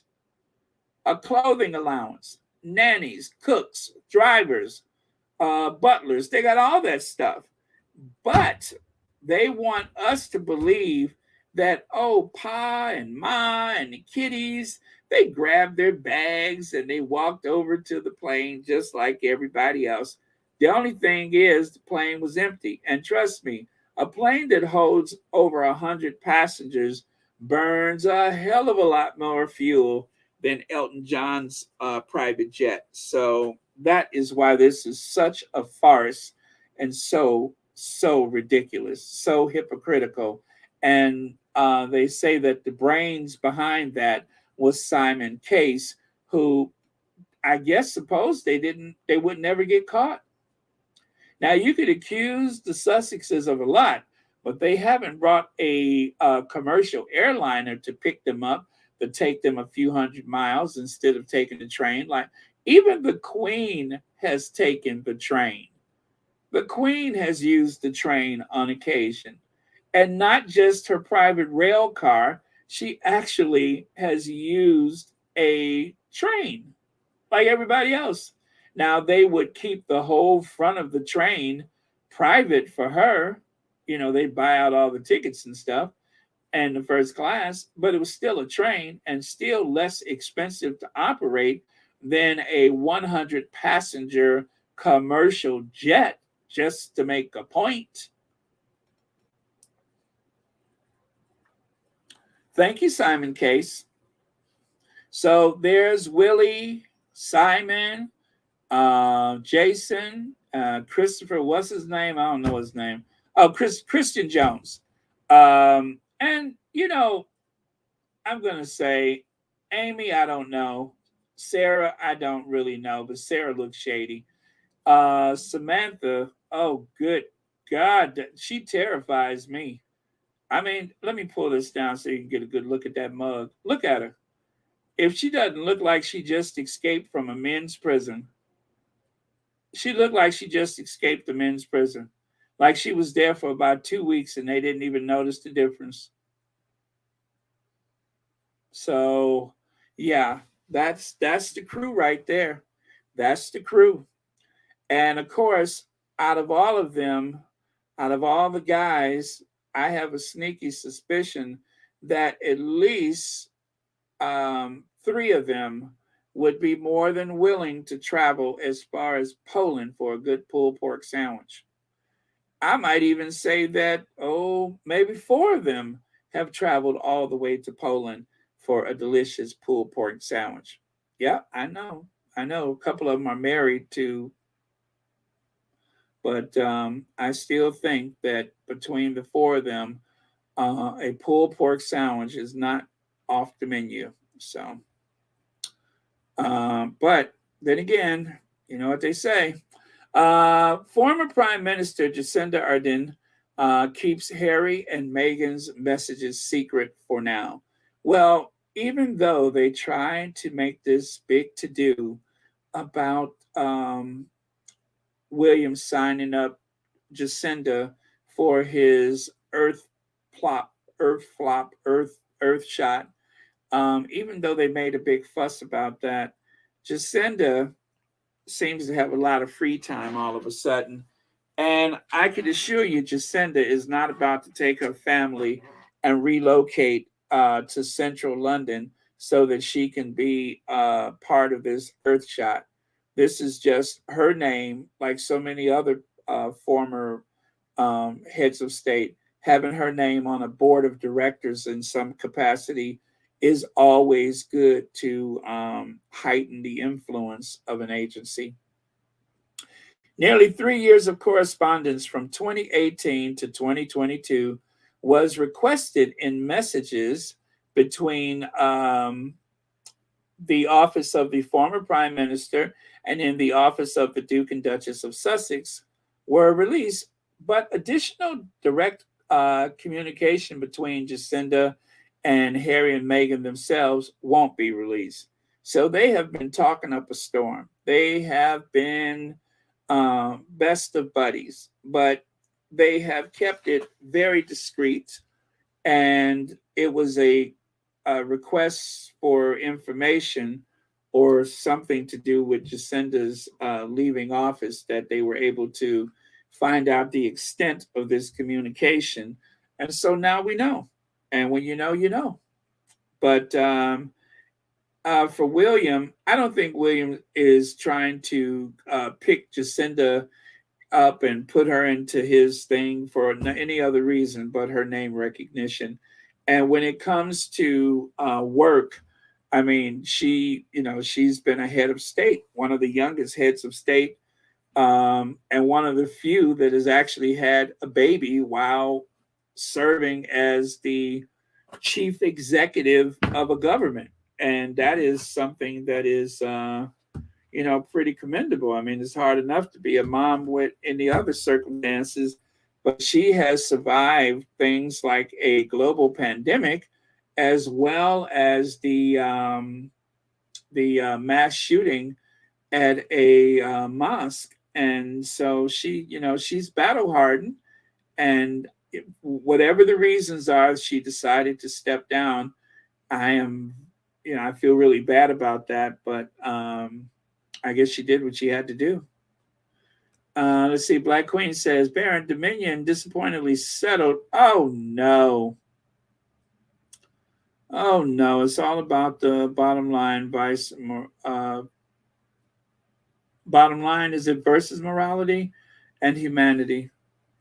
Oh, 787.5 million. Wow. Okay. Well, thank you for sharing that. And that was where I was going next. The $2.4 billion case against Murdoch is far bigger than it seems. Rupert Murdoch's lawyers were reported to be in settlement talks hours before Dominion voting was due to open his U.S. was that something? U.S. $1.6 billion, $2.4 billion defamation case against Fox News. Well, anyway, they settled. And that's too bad. I guess this is a slap in the face to democracy. Yeah, that's too bad. I am rather bothered by that. Let me see. Tuesday, Murdoch faced what would be the biggest threat. If they could have got Murdoch on a witness stand or in a deposition, oh my God, that would have been huge.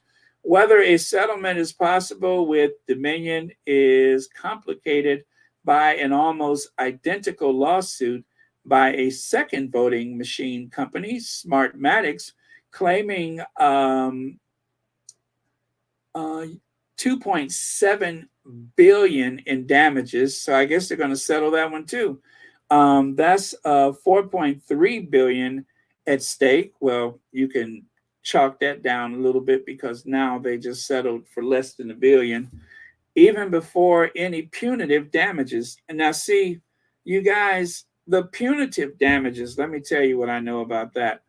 There's what the companies would have been asking for, 2.7 billion, and what was the other one, 1.9 billion.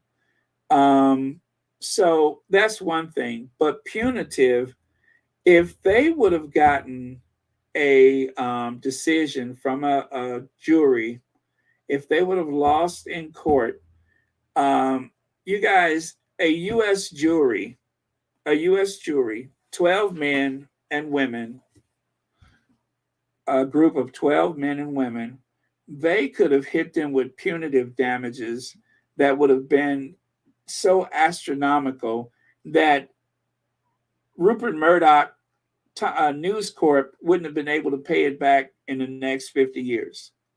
That's what the punitive damages are. Punitive is how much heartache, how much grief, how much pain has been caused, and what is that worth in dollars. If they could have got that, that would have broken Fox News. There would be no Fox News. There would be no News Corp. They would not have been able to do anything else. That would have destroyed the whole Murdoch empire. Yeah, it would have gotten his attention. And the punitive damages, that can be anywhere between that and $1 trillion. I mean, it's whatever the jury wants. I believe that. Now, of course,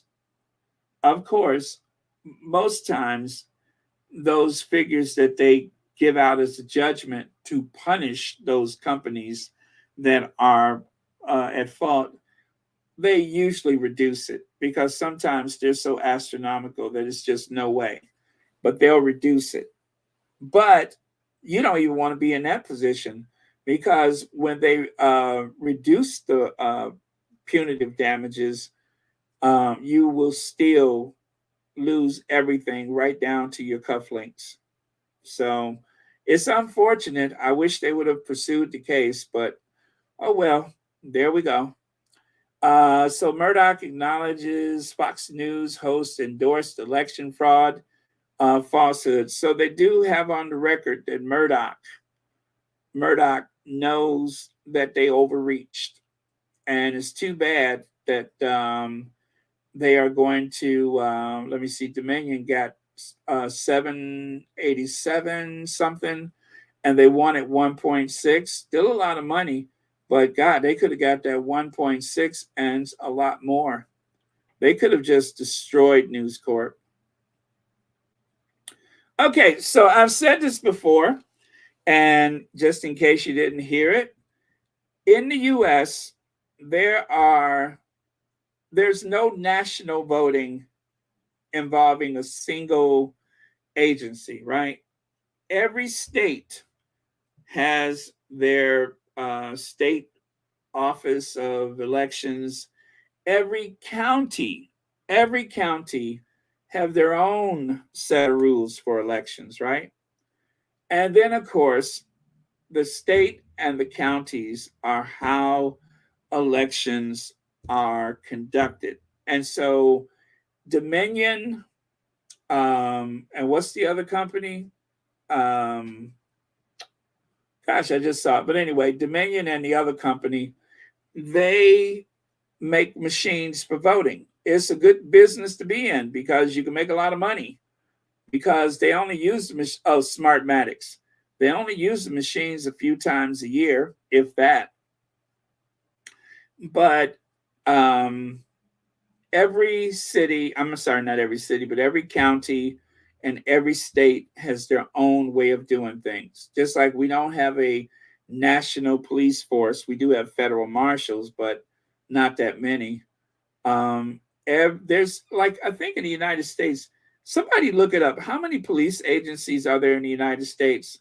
That covers city, county, state, universities, the railroad. There are so many different police agencies across the United States, thousands of them, not hundreds, thousands of police agencies in the United States.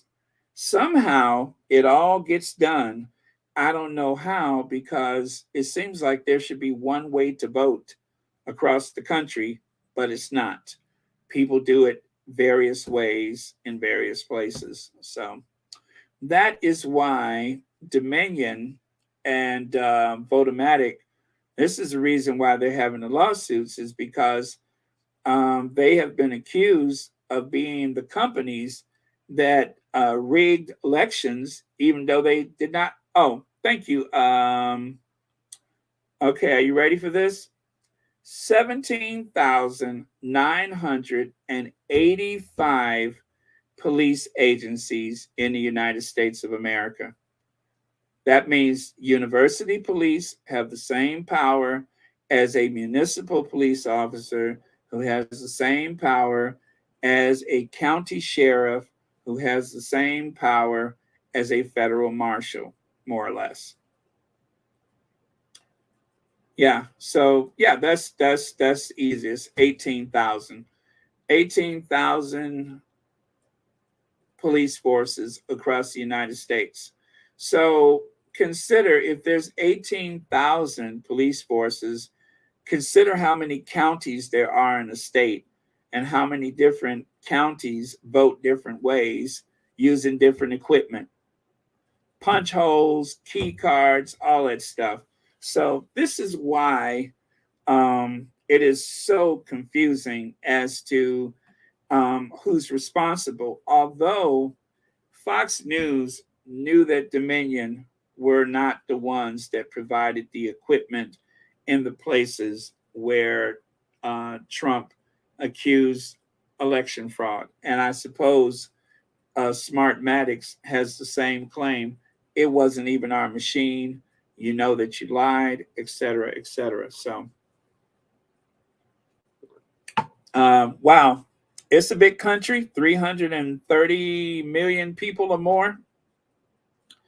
A rich country, and it's a lot that goes on in one part of the country that is so different from the next.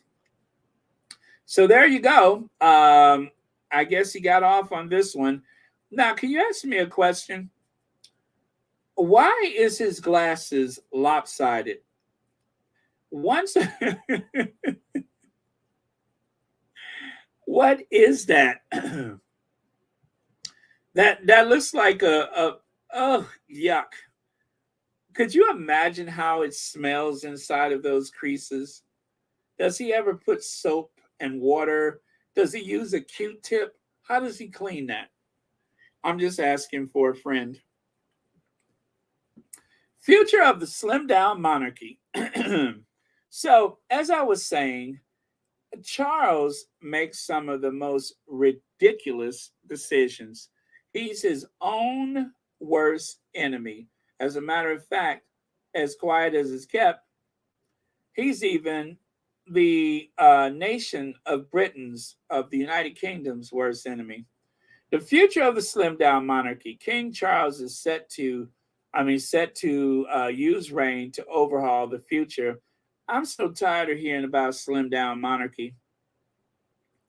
Now you can tell it's going wrong already. Camilla, lazy. Sophie, shady.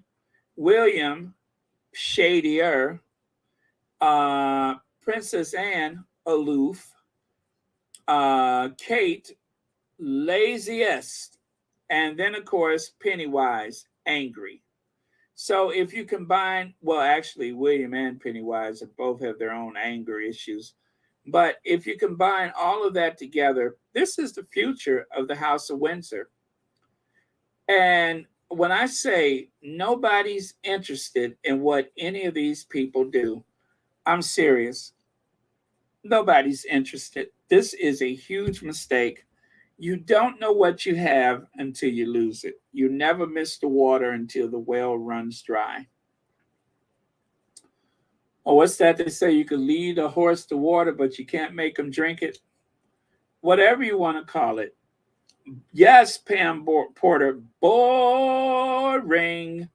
So this is how I'm going to explain to you how Charles is not so bright. Do you see that image right there? You see that image? Now, somebody Google how many people was at Queen Elizabeth's coronation. Please Google that. How many people were at Queen Elizabeth's coronation? Take a look at that photo and somebody Google how many people was at the Queen's coronation. By the way, this is the coronation of George VI. I think that's the Queen's father, right? George VI? Yeah. Child of God says Queen Camilla is a sign of things to come. Rose alleged Palmer, what's that, Paramore? Pulled pork equals all welcome. What is that? Proud Kate will realize that Meghan was a godsend and potential shoulder to cry on, and will humbly seek Harry and Meghan's support. Yeah, she better. I'm not sure she'll get it, but she better, because that's about all she has to depend on. Thank you so much, God's child, for the super sticker. And thank you for watching Royal Sussex. Yes, Elaine Parker, thank you. 8,000. That's the figure I was looking for, but I wanted to be sure. 8,000 in Westminster Abbey. They usually get about how many did they get in there? About 2,000. That's what they're expecting this time, 2,000. So short-sighted Charles said, no, we're going to limit it to 8,000 people. Now, if you're wondering, how do you get 8,000 people into Westminster Abbey? Take a look at the photo. Do you see that? They built bleachers. They built grandstands or whatever. They could have erected scaffolding like they did back in the 1950s, like they did in the past. You can get a heck of a lot of people in Westminster Abbey. But Charles, who seems to think that he's going to convince people that he's trying to save money, decided, no, we're not going to do that. We're not going to do that. We're going to limit the capacity to just 2,000 people. That was a big mistake, because he has isolated and alienated a lot of people that he may need one day for protection, that he may need to do what nobles have always done, and that is uplift the monarch. That was a huge mistake, not to mention the fact that it doesn't really save a lot of money, and the most of the money was not going to be spent on how many people are in Westminster Abbey. They needed to go big or go home. This was a mistake, a huge mistake. If you're going to waste some money, just waste some more money. Like, this is Queen Elizabeth right here. See that? This is the Queen. Notice how many people are sitting up inside of those seats that were erected just for the occasion. Now, I think they've taken a bit of license with the scale of the church here, but still, they could have gotten a lot of people in there. But yeah, big mistake, huge mistake. And this is very indicative of Charles's judgment. He allowed Harry and Meghan to be bullied out the country, right? His best potential asset. He ran Princess Diana away, which is the whole reason why people thought the monarchy was going to collapse in the first place. It's just so many mistakes that he's made. And then this is what he's depending on to carry them into the future. Well, I can tell you right now, a couple of those people ain't got much longer. And then for the rest of them, you know, it is almost laughable to see them in these uniforms as though they help us win the Second World War. The only person in these photos that actually saw battle was the Duke of York, Andrew. And he was in the Navy, so, you know, how much could he have done? But still, he was there. You got to give him credit for that. And, of course, the briefing. Polls now strip them of their titles. Charles could put an end to this today, tomorrow, or the next day by saying that there is no, just leak it from the palace, that there is no mechanism to remove the titles from the Sussexes without involving the parliament. It's just not going to happen.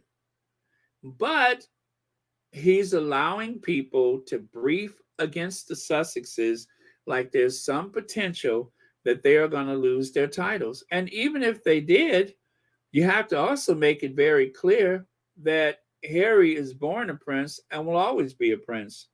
And Meghan, so long as she's married to Harry, or should I say, long as she never remarries, you know, whatever happens in the future, long as she never remarries, she could still use the title, the Duchess of Sussex. She could still call herself a princess because that's what Fergie is doing, and it seems to be okay for her. Coronation chaos fears. Remember, expectation game. They just want us to think that things are going to go terribly wrong so that people will tune in to watch failure. And instead, there's going to be this big triumphant day where absolutely everything goes as planned. And then, of course, there is the money, like the books. The pictures. £8 million for photos. Well, I guess that's not going to happen now. At least I hope it's not. But it just goes to show you how poor his judgment is. Instead, he could have spent that $8 million. Look, he could have spent that $8 million to kid out Westminster Abbey, but instead he's going to gain enemies within the aristocracy because they're not invited to his coronation. So instead, he's making enemies for people that aren't invited, and he is going to cause anger with the masses of people that are looking at him trying to spend $8 million so that every school, every town hall, everybody has a picture of Charles, as though they're not changing the currency and the postage stamps. I told you, bad judgment. And then right here, Meghan. Snubbing King Charles' coronation is Meghan Markle's smartest move yet. Amen. I have nothing else to add to that. King Charles backs probe into royal family slavery links. He's only doing this because of the way that Meghan has been treated, because most people in the Commonwealth are not, bonding with him. He's not a sweet old lady. Yes, he has childbearing hips, but he's not a sweet old lady. His wife's not a sweet old lady. She's a malicious, uh, um, plotting, backstabbing. Nobody's looking at her like a sweet old lady either. So none of that is going to work. So because none of that is going to move the dial at all, he's going to do this whole song and dance about not reparations, just about the family's links to slavery. After the coronation, that is going to go away. After the coronation, that goes away. That's my prediction. And with that, you guys, we are done. We are so done. I am so done that I'm done. So thank you all so much for being here. Thank you, moderators, for keeping this a safe space. Thank you all for your generous contributions to Royal Sussex. Thank you guys for the sushi the other day. I'm still thinking about it. You know, when I order sushi, I usually order a mountain of it. And I think I ate maybe 4 times. I ate 4 times from that sushi. I kid you not. Dinner, little snack later, lunch the next day, and then later on another little snack. But yeah, so thank you all so much for that. And so it's going to be interesting to watch. And I am I'm a little more than slightly fascinated with everything. I promise you that. I'm a little more than slightly fascinated. I am super curious about each and everything that is going to happen. I'll leave that up there for now. But yeah, so that's it. And again, I don't think that it's going to be anything so eventful. I also think that when they try to put that holy oil on Camilla, that she is probably going to let out a very primal gasp of some sort like this.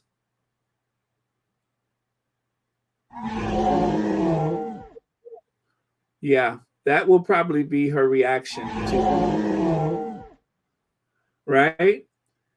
Like it's feeding time at the zoo. Your Majesty, are you okay? Yeah, so that I suspect that is going to be Camilla's reaction to the to the holy oil.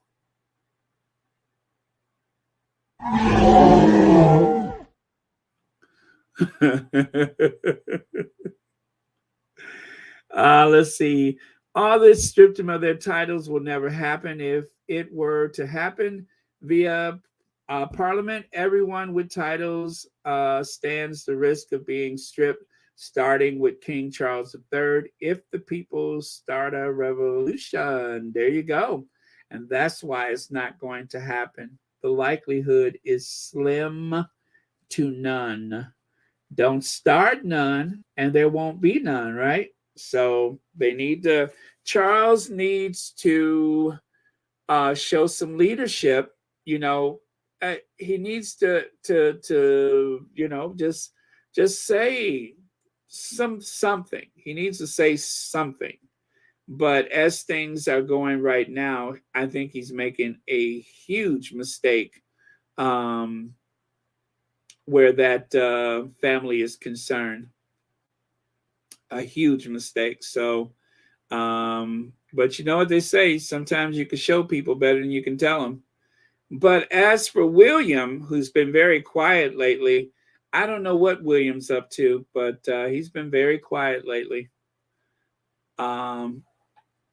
Maybe he's pining for another trip to Poland or something. Who knows? With William, you never can tell. Come with me and you'll see a world full of pulled pork sandwiches. Da da da da da da Da, da, da. Yes, I think that was one of the songs from Willy Wonka and the Chocolate Factory. Come with me and you'll see a world full of pulled pork sandwiches. Thank you so much, God's Child, for the super sticker. And thank you for being a member of Royal Sussex. So, tell me about your pulled pork sandwich. I know, right? They just kind of come and go. I never know when they're going to happen. All of a sudden, I find myself in the middle of a song. Yeah, one of my favorites, though, is Midnight Plane to, where was that? Was it Midnight Plane to Ghana? DC proved too much for the girl, too much for the girl. She couldn't take it.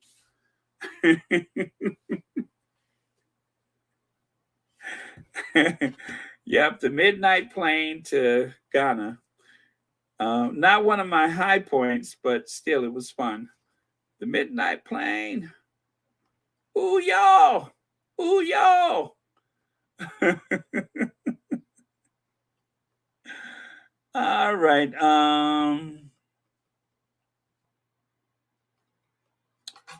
What's that S? I can't wait years from now that it was the granny gave them the 10 million. Huh. I wonder. Big Mama says, Baron, you need to stop. I almost peed myself when you played that sound of Camilla. Yes, a very primal roar that she makes when she's excited. Yes, after she's destroyed an enemy, she always lets out that sound. Oh,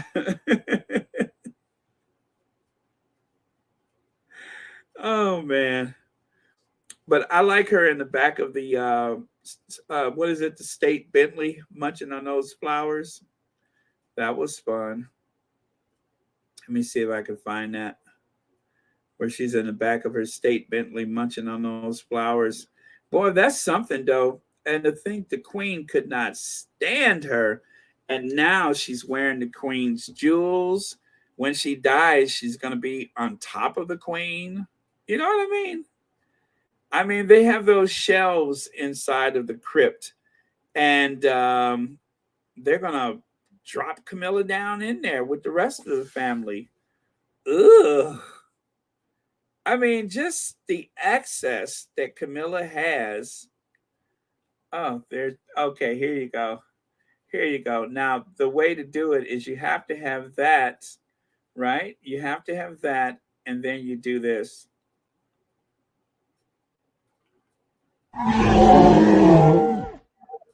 There you go. Now it makes sense.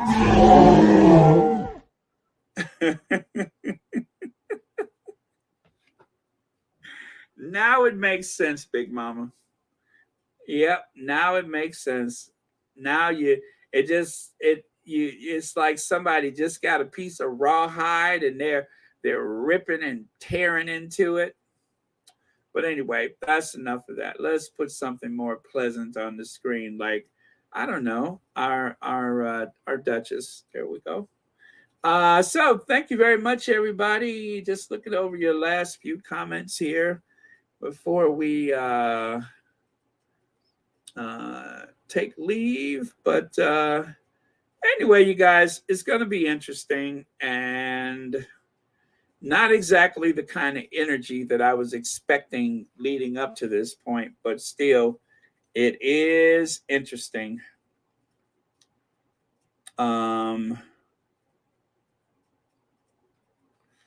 Let's see. Oh, yeah. Let me take this away. There you go. Remember, you guys, you can pick up that children's book, Harriet Tubman. They do have a book for kids because, you don't want to lay nothing too heavy on them. And then, of course, there's the other book that is for the older kids or, high school, college, whatever. But Harriet Tubman leading her people to freedom, right? Through the Underground Railroad. So there you go. There you go. Harriet Tubman. Very misunderstood figure from American history. Oh, and don't forget, you guys, for those of you that are sitting there waiting for Camilla to stumble at the coronation, I already told you can forget about that because they finally found shoes that fit. So these are perfectly balanced in shape to carry her through the ceremony. So whether standing on the side of a mountain or standing inside of Westminster Abbey, these shoes will definitely keep her firmly planted on the pavement so that she won't hurt herself.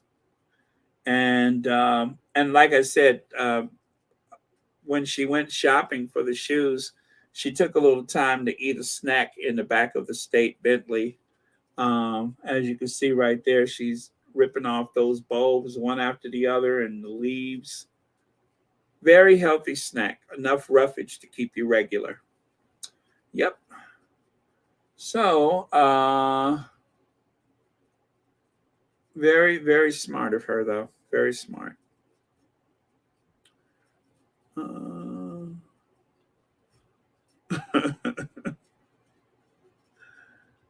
Okay.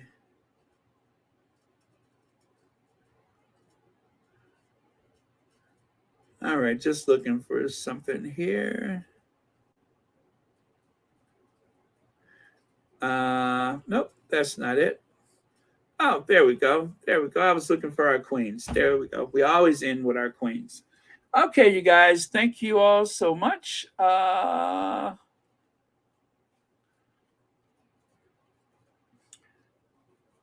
Yes, those shoes were made for walking.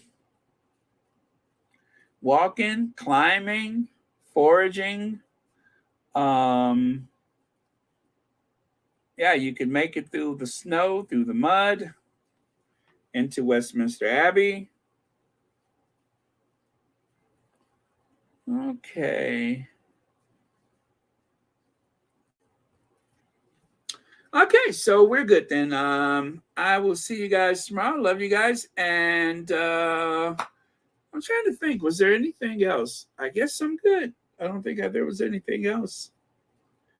No, that's it. Oh, I have an appointment tomorrow, so I may not be on until about 4 tomorrow. We'll see, but I have an appointment tomorrow. Gosh, I don't feel like going. I was so happy when they called and canceled, but now I gotta go. But yeah, I need to go. So, oh man, I don't feel like it.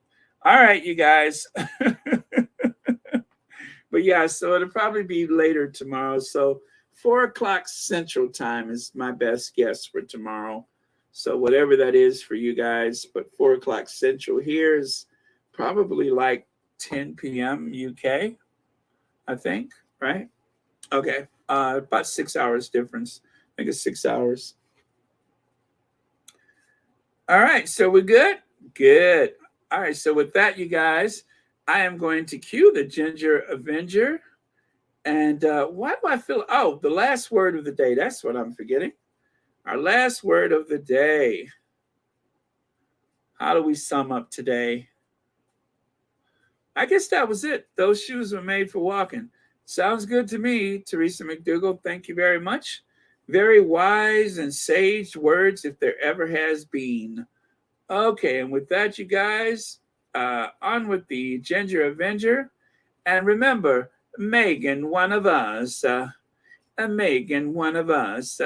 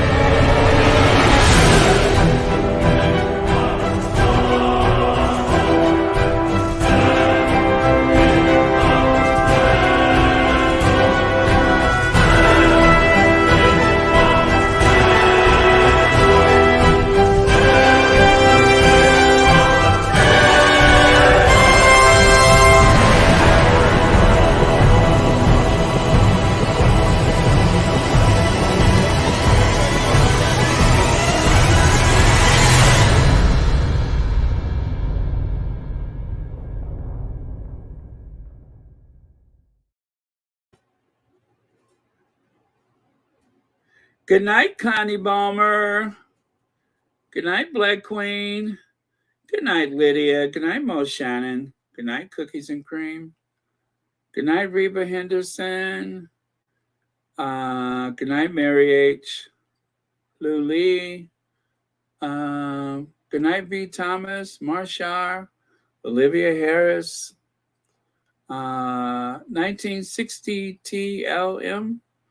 Good night, Big Mama, 1956. Murdo, what is that? Monteith. Good night, Lucy Wynn. April May. God's Child, good night. Good night, Daisy Nax. Nash, okay. And 50s, oh, 50s fabulous, okay. Sound like a bunch of arthritis to me, but not everybody's 50s is the same experience as mine. Oh man, sometimes when it's raining, I'm just like, why is I can't lift this. I can't turn that. Yep. But all right, I hope your 50s are better than mine, because mine aches all the time.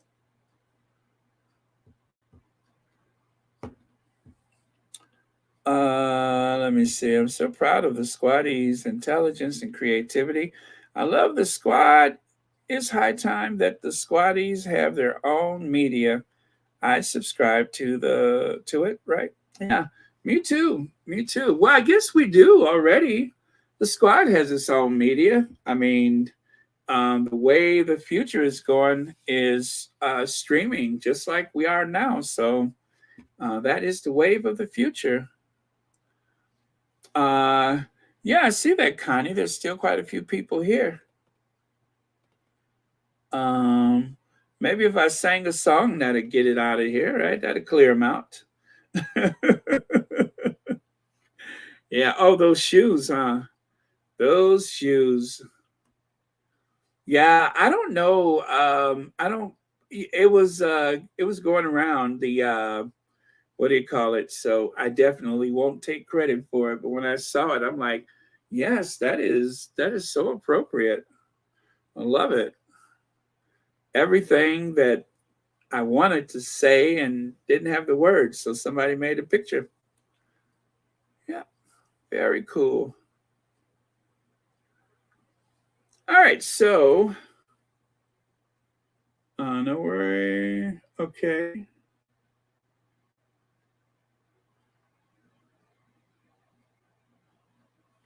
Oh, okay, you guys, I gotta go. Today is the last day for taxes, and I just need to forward some information. So I'll see you guys. Love you.